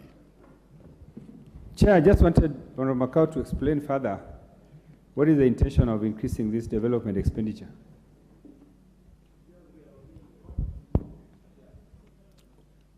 Hon Macau, that is straight to you. Thank you, Chair. Chair, from the onset, I said that I want to thank the Committee of Budget and Appropriations. Chairman, you are all aware that the Bunge Tower has been ongoing. And Mr. Chairman, I thank also the leadership of this House and the Chairman of the Budget and Appropriation Committee that visited the new building. Chairman, you are aware that this building has taken years and years. This commission, the sixth commission, is committed to making that house be occupied. Mr. Chairman, when you look at the pending bills that have been there and that we presented to the same budget committee, Mr. Chair, there are some pending bills. And Mr. Chairman, we are glad that the same committee granted us 300 million. And now we are further seeking for 100 million that we have indicated that 100 million will come from the vote 2042. So, Mr. Chairman, as the Speaker had communicated, that we are not in contravention of the same. So, Mr. Chairman, that's why we felt we should put this amendment so that we have more money. Mr. Chairman, you realize some of our members don't have offices.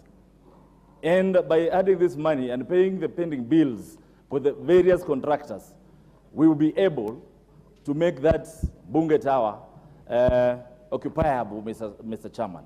So, Mr. Chairman, I am sure even the Honorable Latande, who was very fundamental in making PSC get this money, and the Chairman, they are aware that we cannot keep on keeping that house unoccupied.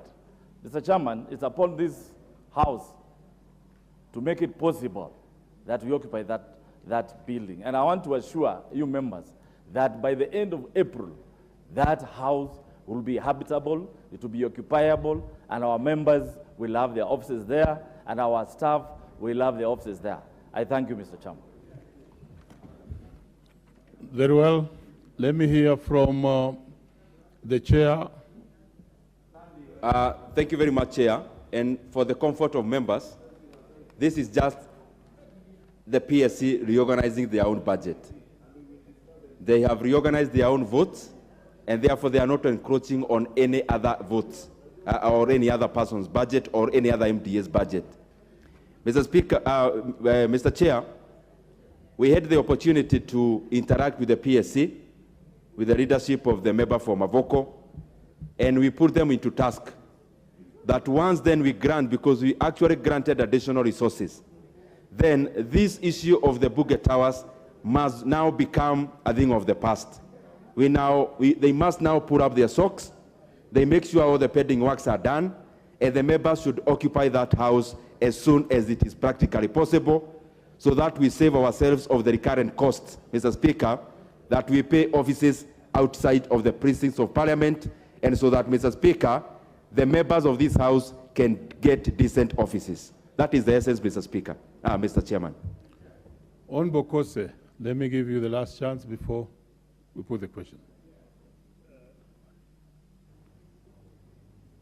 Bokose. Thank you, Chair. Chair, looking at the reorganization, it does not incur an extra cost.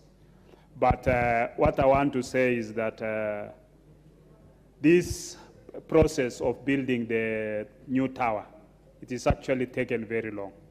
And it's an embarrassment as a house that we provide oversight to other institutions, to have our own institution taking that long and tracking on with the bending bills and becoming a cash cow, maybe for other people. I think it's a right, and one time, Honorable Chair, some of us felt that the Facility and Improvement and Facility and Services Committee should be the committee that oversights the Parliamentary Service Commission for proper efficiency. Because if every institution of government has agreed that we should be subjected to oversight and they are transparent, then I think it's a high time that the Parliamentary Service Commission becomes also transparent, and it should be oversighted by a committee of this House. I raise my case, Honorable Speaker. Very well. Onelachi. Thank you, Mr. Speaker. Just to add on it and to appreciate the budget chair, but also to just tell our House that indeed it is time, first of all, Mr. Speaker, we ask the Commission to stop any other project and to now finalize with the monies that they are being given to finalize that tower and to give us dignity so that also people don't just question. We have the pension towers here that was finished that only spent 2 billion to finalize. It is unfair for members, for their welfare, and more important, for the image of Parliament, Mr. Speaker. Okay, as we conclude on this matter, let me allow Hon Wilberforce Oundo, very briefly. Chair, I totally agree they need to finalize the building, the tower, but I hope in the fullness of time, Parliament or Parliamentary Service Commission will review all the leases and all the expenditures on rent so that we don't continue losing money that we could have used for more fundamental functions or mandate of the National Assembly. But tellingly, Honorable Speaker, and I think this is a matter that Parliamentary Service Commission needs to pick up, and the chair can also pick up. There has been continued complaint that the building belonging to National Chamber of Industry and Commerce was appropriated, so to speak, by the National Assembly or Parliament. It has never used the building, and they have never paid any rent. Are we facing a situation we are going to have an extremely high case of pending bill? That's a matter that needs to be addressed in fullness of time, so that as we reorganize the sitting arrangement and the space for Parliament, we put this matter to rest, so that we are not confronted with another huge pending bill in the next budget. Thank you, Chair. Lastly, attorney, right of reply. Let me hear from you. Thank you, Chair. Chair, Honorable Pukosi has spoken for me. But what I wanted to say, Chair, is that members need beautiful offices in which they need to operate and serve Kenyans. But, Chair, we need to question PSC. That one, they are running so many programs. They start new programs before they finish the ones that are already ongoing. And the case in point is this case of our tower. This tower is been going on for many years, and this house has appropriated a lot of money for it. And we don't want PSC members to come before the House and ask for money, and there's no accountability. Therefore, I want to say that as I support that amendment, I want to urge PSC that they must account for the resources that we have given them, and especially to Budget Committee and also to this House. And also, Chair, this is also the opportunity that members have to interrogate PSC. So even if they want money, we need to ask them what they have done with the previous monies. In the Budget Committee, we had very many questions which were not answered, Chair. So even as we approve and I support, we need clear answers on some of the resources they have. We don't want PSC that is only traveling and spending per diems and not giving this House answers on programs. Thank you, Chair. I support. Very well, I put the question that Schedule 1 be amended as proposed by Hon Macau. Will as many as are of that opinion say aye? Will as many as are of a contrary opinion say nay? The ayes have it. I now put the question that Schedule 1 be amended, as amended, be part of the bill. Will as many as are of that opinion say aye? Will as many as are of a contrary opinion say nay? The ayes have it. Second schedule. second schedule. I propose the question that the second schedule be part of the bill. Mover? Chairman? Chair? Second schedule. Thank you very much, Honorable Chair, and I wish to propose the amendments as they appear on the order paper.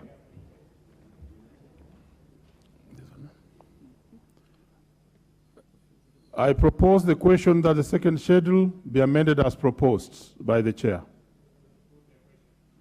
I put the question that the second schedule be amended as proposed by the chair. Will as many as are of that opinion say aye? Will as many as are of contrary opinion say nay? The ayes have it. I now, there's another amendment, very well. Hon Macau. Thank you, Chair. Chair, I've listened to the concerns of members, but I urge these members, Mr. Chairman, to give us a benefit of doubt. This is a new commission. And Mr. Chairman, as I said, we are committed, and actually we are at the tail end of concluding this building. And Mr. Chair, therefore, I wish to amend the second schedule as it appears on the order paper, Mr. Chairman. Thank you. Very well. I propose the question that Schedule 2 be amended as proposed by Hon Macau. I see Hon Ochieng. No, thank you so much, Chair, and thank you, the Budget Committee Chair, for a good job, to the PSC for finally saying they want to finalize. I just wanted to ask the Chairperson that as they do so, spare even 5 million shillings only to give us a place to walk from. Because walking from Cope Bank into Continental House is difficult. We can't walk there. I mean, as you do that, make the life of members of parliament a bit easier. You can't brush our shoes 7 times in a day, because if you go to your office in Continental House when you leave, or you go to the gym when you leave, by the time you get to parliament, you are so dusty and all that. So as you do the offices, make sure that even the walkways are done so that we're able to, some dignity for members. Thank you. The interventions here. Nikal. Hon Nikal. Again, as I support this, and the chair of the Budget and Appropriation Committee and the other committees, they have done a good job, except now we are having a lot of generalities. You are actually increasing a budget by 100 million, and you say we are increasing because we want to get the work done. Surely, this is the time you say we are going to say buy furniture, and we are needed this money, and this is what we are going to do. And now you say this another 100 million here. Say exactly why the need was seen. I don't think in the committee they just sat and said, I think we need 100 million. There must have been something that was needed to be done. And in order to guide the House, like in this case, what exactly did we want to do with this 100 million? Very well. On Wachira Karani, Laikipia. Thank you, Mr. Chairman. I want to intervene. I declare my interest. I'm the chair of Services and Facilities in Parliament, National Assembly. Our committee is the one that is supposed to oversight the Parliamentary Service Commission. But you have realized, Mr. Chairman, whenever we as a committee are supposed to do our work, Parliamentary Service Commission comes here and gives a statement. Like this afternoon, when the substantive speaker was on the chair, members complained about crossing over to the offices on the other side. But proceed, but you are being challenged on the relevance of your contribution. Yes. Proceed. Thank you very much. So I was saying it is important that the speaker gives a ruling on the boundaries between the Services and Facilities Committee and the Welfare section of the Parliamentary Service Commission. I support. Very well. Let's hear Hon Githinji. Hon Githinji. Thank you. Githinji. Thank you, Chair. Though it is within the mandate of the PSC to reorganize their floats, Mr. Chair, it's also very important for them to support with facts and to tell this House whether the amount that they are requesting now will be adequate to completely finish the House, so that we don't have another figure coming up from somewhere in the main budget, so that we can finish the issue of the tower once and for all in this supplementary budget. Very well. Finally on this, Engineer Paul Nzengu. Thank you, Chairman. Much as we appreciate that this is a new commission, I think this building has taken far too long, and there's a lot of money that has already been pumped in. So we need the new commission to do an audit and report to the House the state of affairs, because we are privy to information that there could be some technical issues that are causing the delay of the completion. But I support. Finally, Hon Meli on this. Thank you, Chair. I just want to put a point on this, especially on the Parliamentary Service Commission. It has taken them far too long, about over 10 years, almost 15 years before the building is up. We need actually them to come up with a statement showing what are the costs and if the building is going to be finished. Two, let it be finished on time so that actually we can settle there. Many of us are still not out there in rental offices. Are of a contrary opinion say nay. The ayes have it. I now proceed to put the question that Schedule 2 as amended be part of the bill. Will as many as are of that opinion say aye? Will as many as of contrary opinion say nay? The ayes have it. Next. Title.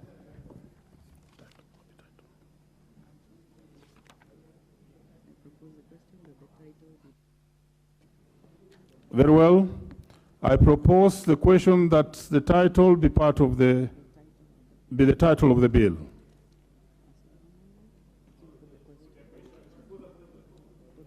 I put the question that the title be the title of the bill. Will as many as are of that opinion say aye? Will as many as are of a contrary opinion say nay? The ayes have it. Clause 1. I propose the question that Clause 1 be part of the bill.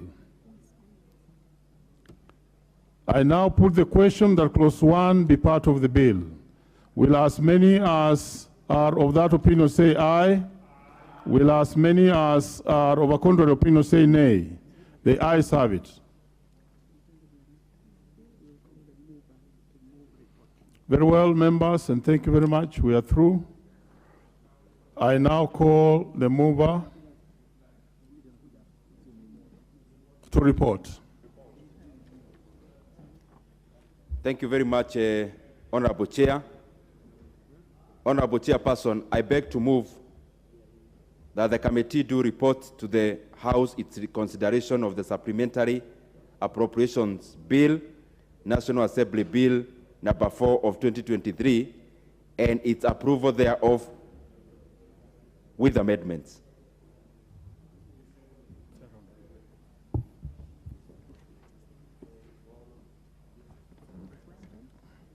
Very well.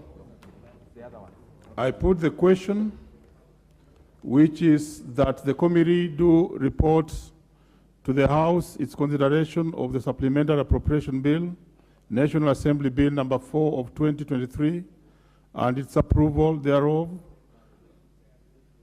with amendments. I now put the question that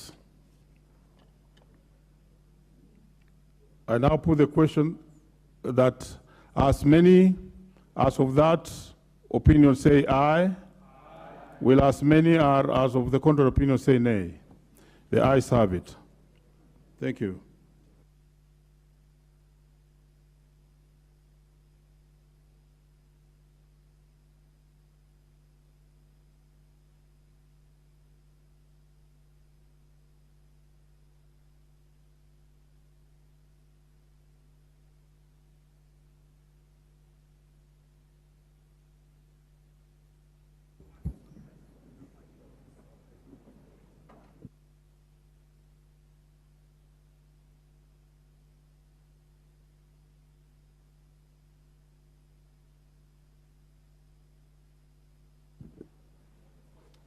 Chairman.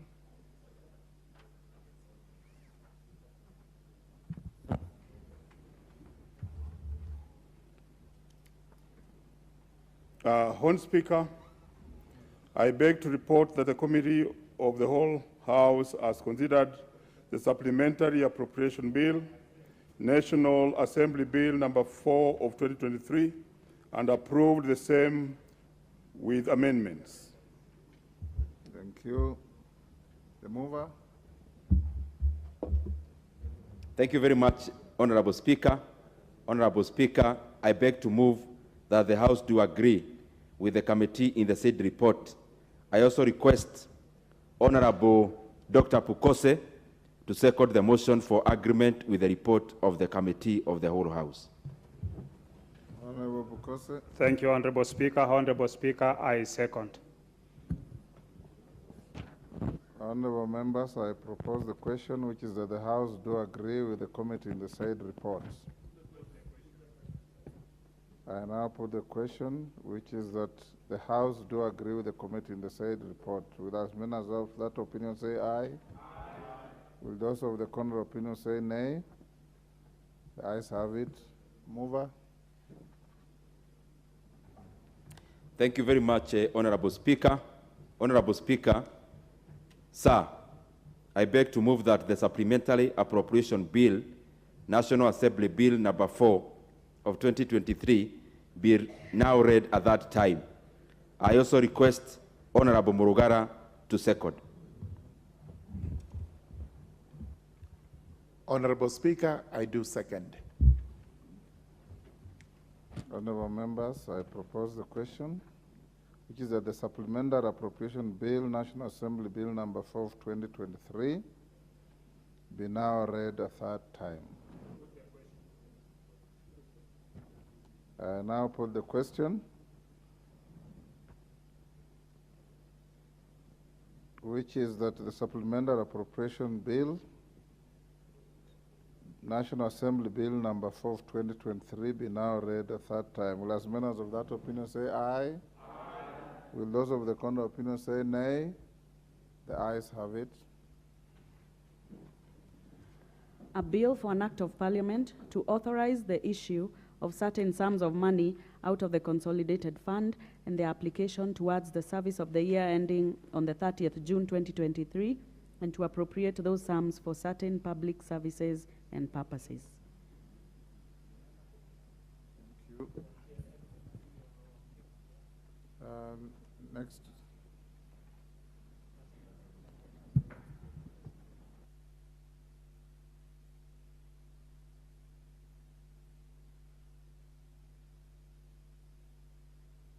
Honorable members, we have now finished the appropriations bill. Now I will, given the number of members who showed support for Honorable Mwalio's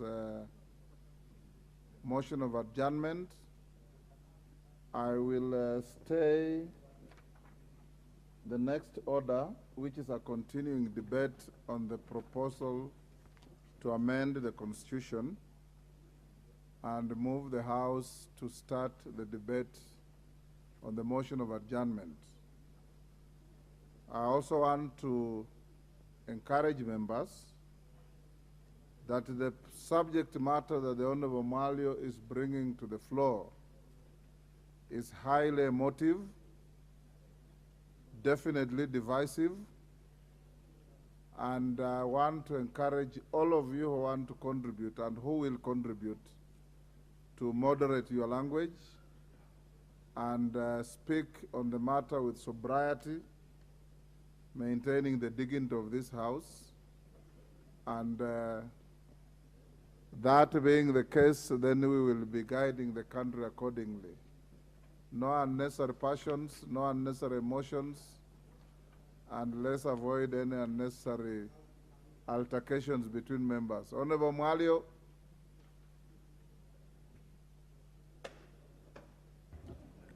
Thank you, Mr. Speaker. I would like to move this motion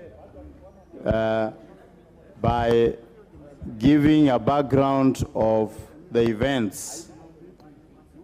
The Supreme Court, having okayed a plea as requested by the National Gay and Lesbian Human Rights Commission, NGIHRC, that the latter be registered as NGO by the NGO Coordination Board, whom and contested the request for registration due to some obvious violation of reflected in the penal code and such other acts, including but not limited to the NGO Coordination Act and the Sexual Offences Act 3 of 2006.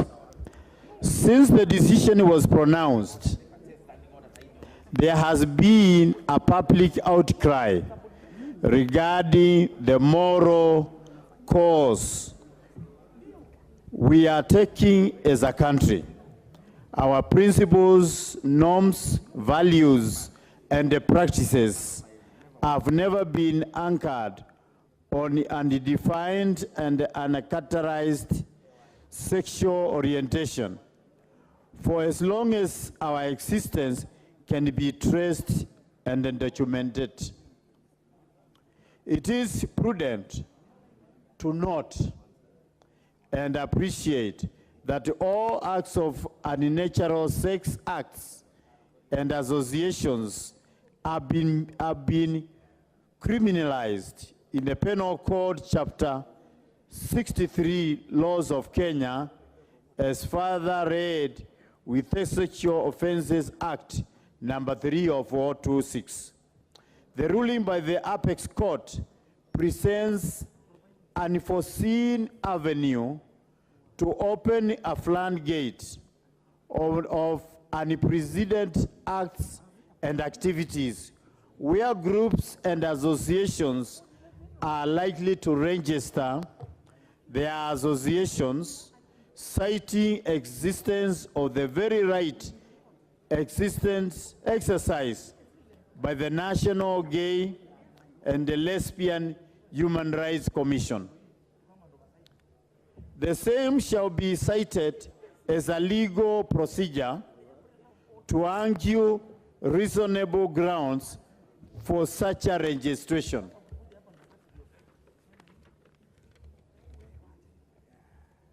In April 2nd, 2013, the National Gay and Lesbian Human Rights Commission, NGLHRC, attempted to reserve a name for registration as an NGO with the NGO Coordination Board, but the names were deemed unacceptable.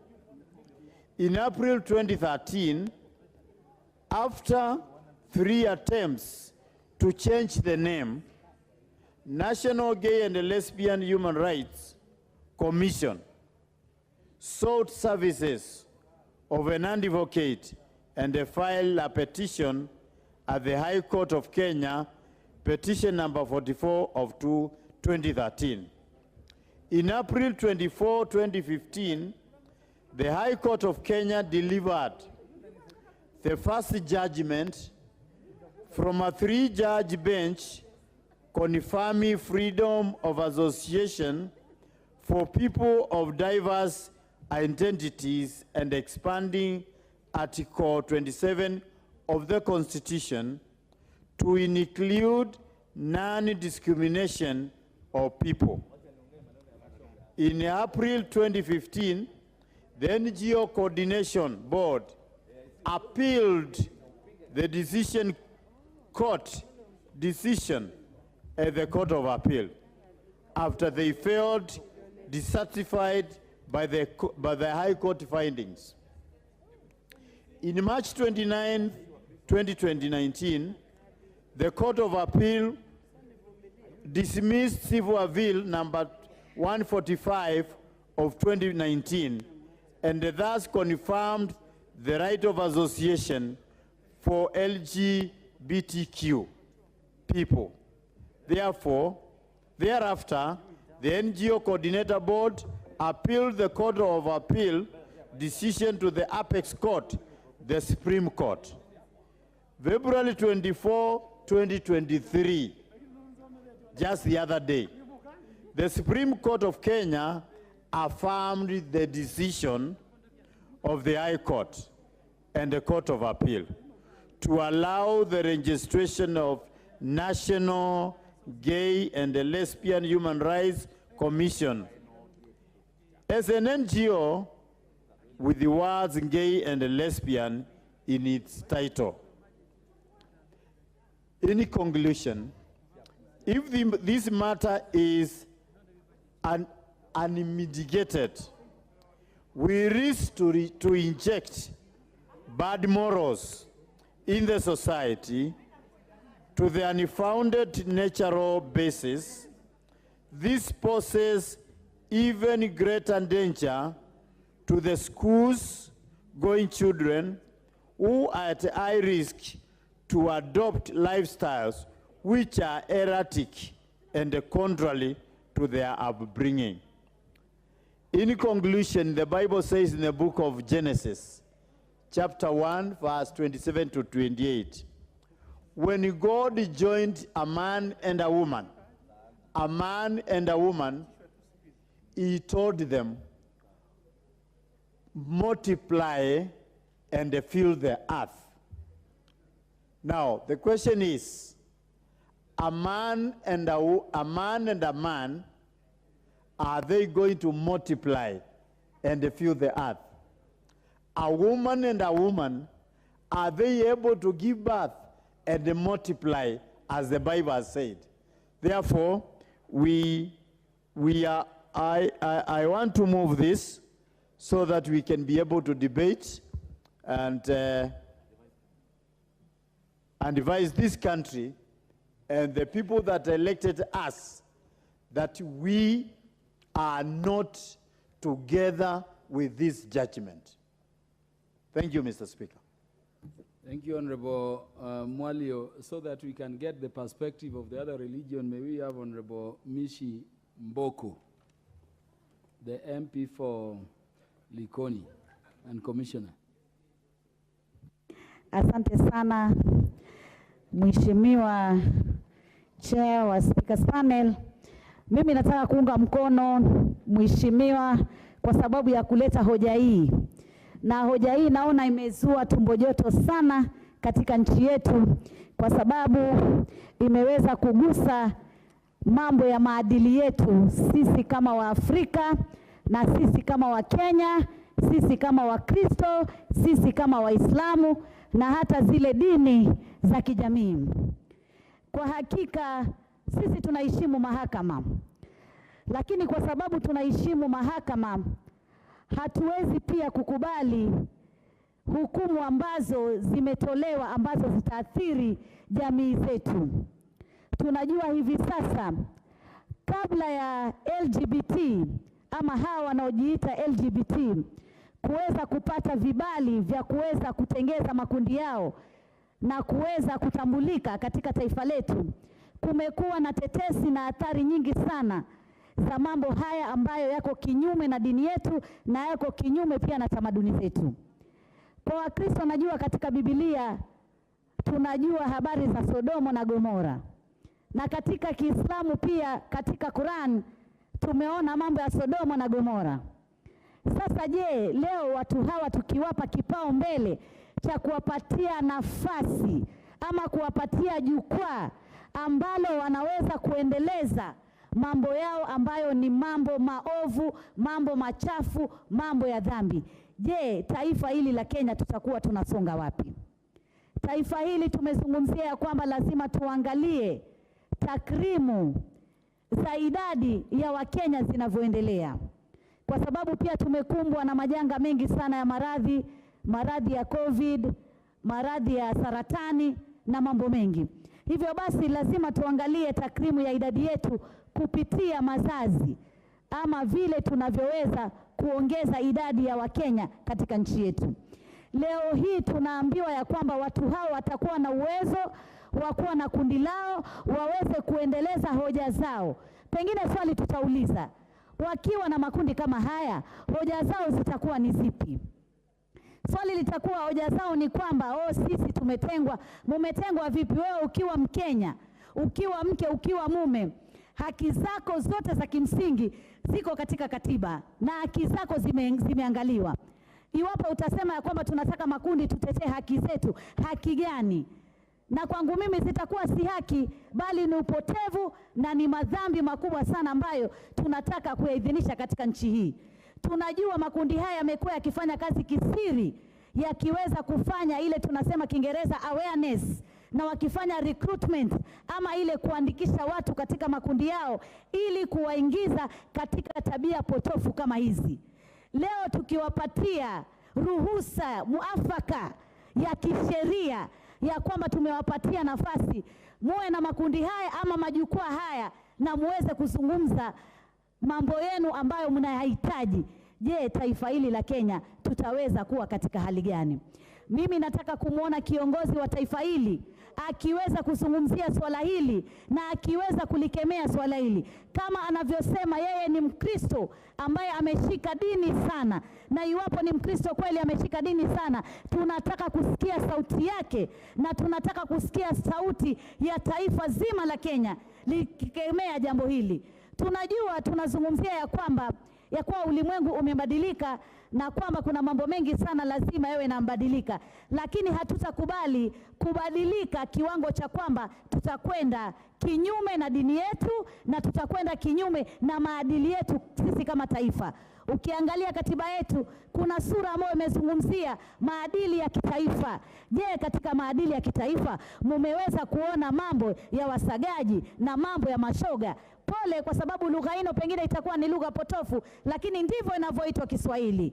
Kwa mwanamume itakuwa ni mashoga. Kwa mwanajua watu hawa, na katika haya mambo wanayoyafanya ni mambo mabaya ambayo pia yanatuletea maradhi.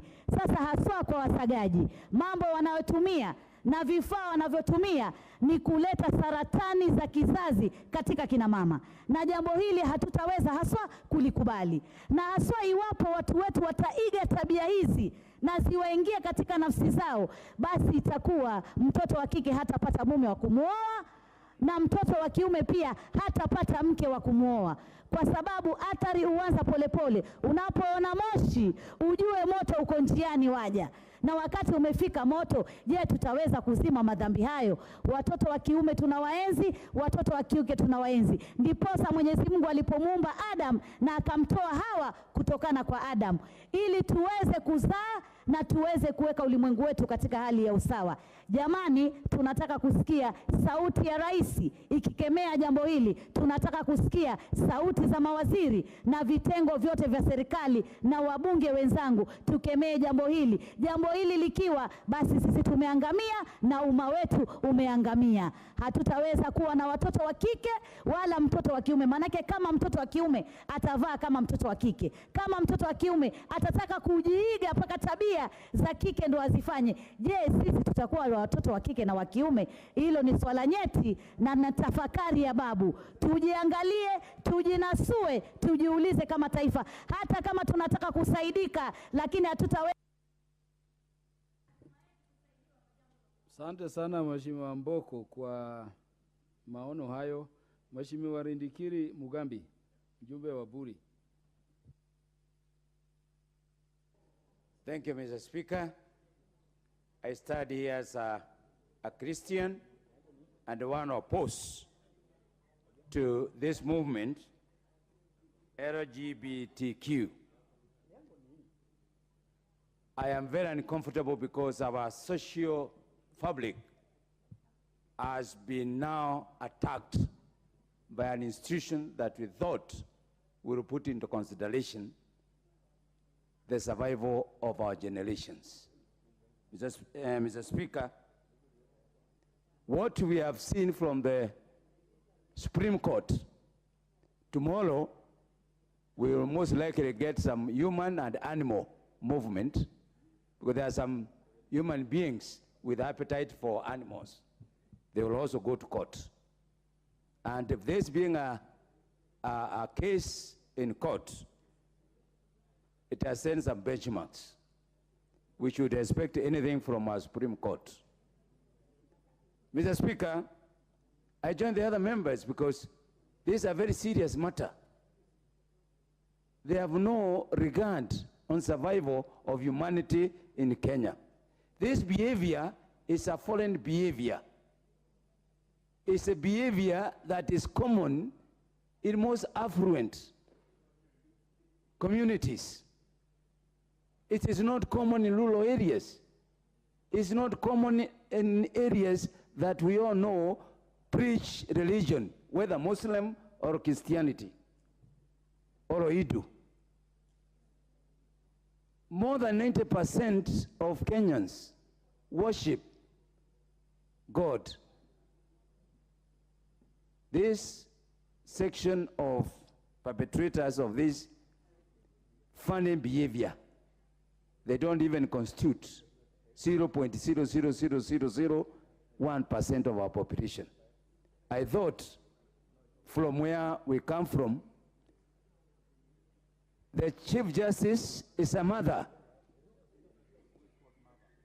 The Chief Justice of Kenya is a mother. The justice in Supreme Court, they are fathers and brothers and sisters. We are asking, did they really do that, knowing for sure that this matter is going to generate a lot of heat in our circles? Mr. Speaker, I think time has come. We have to preserve our dignity as Kenyan.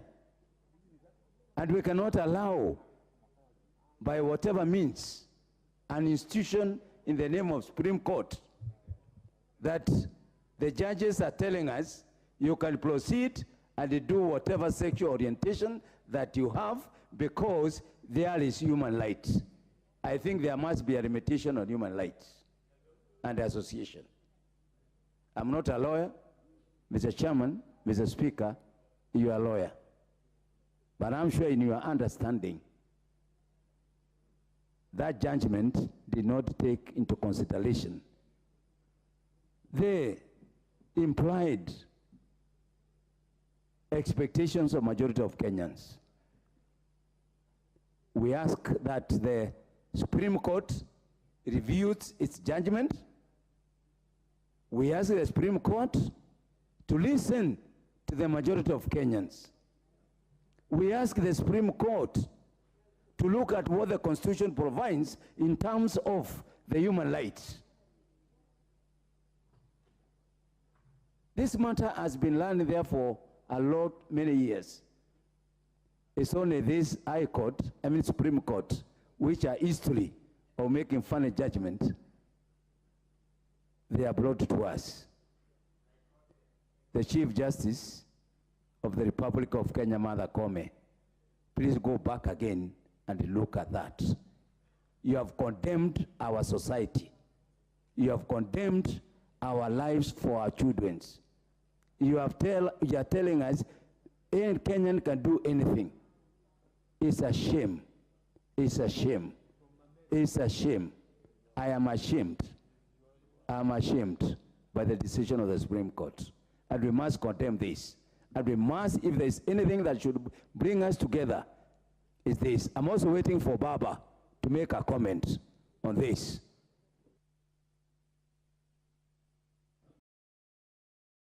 Indikiri for urging everybody to make a voice on this. even as you do so. Honorable Wilberforce Oundo, MP for Funyula. Honorable Speaker, thank you for this opportunity. Honorable Speaker, thank you for my colleague for bringing up this motion on the floor of the House. Honorable Speaker, I'm a Catholic, born Catholic, and that I must declare my interest from the word go. And as Catholics, our dogma and teaching is expressly clear on sexual orientation. There could be other Christian sects that have got a different view about this matter, but as our Catholic, that's my foundation. Starts from there. Honorable Speaker, in the book of Leviticus, it is written this way: if a man has a sexual relationship with another man, they have done a disgusting thing, and both shall be put to death. They are responsible for their own death. There's no other way, Honorable Speaker. Honorable Speaker, when you look at the Constitution of Kenya on the national values, it's expressly clear. And I want to read Article 11 on the culture, and it's very clear. The Constitution recognizes culture as the foundation of the nation and as the cumulative civilization of the people of Kenya and the nation. Honorable Speaker, what does our culture say? Our culture say a man shall leave his father's house and together with the woman they find, start a home. Our culture never contemplated and never talks of any other arrangement other than what is expected. Honorable Speaker, again in the same book of Leviticus, it says, if a man has sexual relations with an animal, he and an animal shall be put to death. Bad sexual habits or orientation are classified together. Honorable Speaker, whatever they're calling themselves, they are akin to bestialists. People who do bad manners, they would say, with animals. We categorize them as the same. Honorable Speaker, many of us were alarmed, were flabbergasted beyond recovery when we heard that Supreme Court ruling. And Honorable Speaker, we have been very suspicious of the current Supreme Court. And indeed, our fears have been confirmed. It is indeed, Honorable Speaker, probably might look at it the way the Supreme Court in the US is structured, so that we find a balance between alarmists, between members who simply want to destroy the society, and those of us who values the culture of the people of Kenya. Honorable Speaker, honestly speaking, I do not even understand it. There are some things that are beyond my understanding, regardless of my level of education and exposure. I cannot understand how a reasonable man, a sane man, can leave a beautiful woman. And if there's anything that God created, the best thing in this world, in the eyes of a man, was a woman. I cannot understand how a man can admire another man. I cannot understand, even look at the structure of the body of a woman, how a woman can admire another woman. I don't know what they do when they are together. Honorable Speaker, there are some things just don't understand. I'm not an advocate. Sir George is there. Truly, the Speaker is an advocate. You really have to guide us here. I'm just at a loss.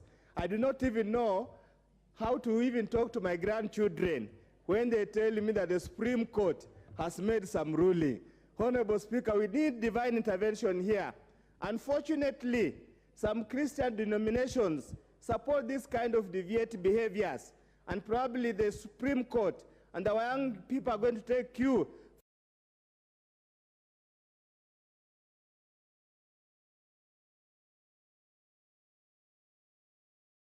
The man to attend a wedding. May the Almighty God strike them dead before sunrise. Thank you, Honorable Speaker. Does the Leader of Majority want to contribute? Proceed, sir. Thank you, Honorable Speaker. Yes, indeed, I want to contribute, Honorable Speaker, because this is a matter not just of faith, but also touches on our national morals, values, and our culture as a people. Let me just say from the onset, Honorable Speaker, I am a Presbyterian because I heard the member for Funyula say he's Catholic. I am member number 39 in the Kambura district of the Presbyterian Church of East Africa, the Reverend Musagetao Church. And Honorable Speaker, those who advance those things, I don't even want to mention them, Honorable Speaker, have their own countries and they have their own cultures. And we respect their cultures, and they must equally respect our cultures as African and as Kenyans. And nobody should imagine that you can force down the throats of Kenyans alien cultures that are alien to our nationality and our being African, Honorable Speaker.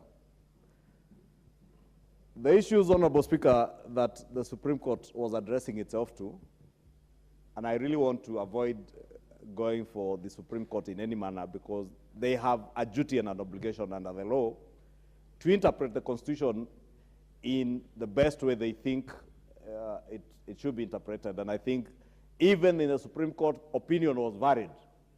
It's only that the majority decision had their say, but the minority also had, the majority had their way, but the minority also in the Supreme Court had their say. And I want to identify myself with the opinion and the views of the minority in the Supreme Court, Honorable Speaker. That we shall not allow, and we must never allow our country to take up alien ideas, alien cultures, because we are a country that tends to copy a number of few things, good things, few from those other cultures. Honorable Speaker, our laws are quite clear.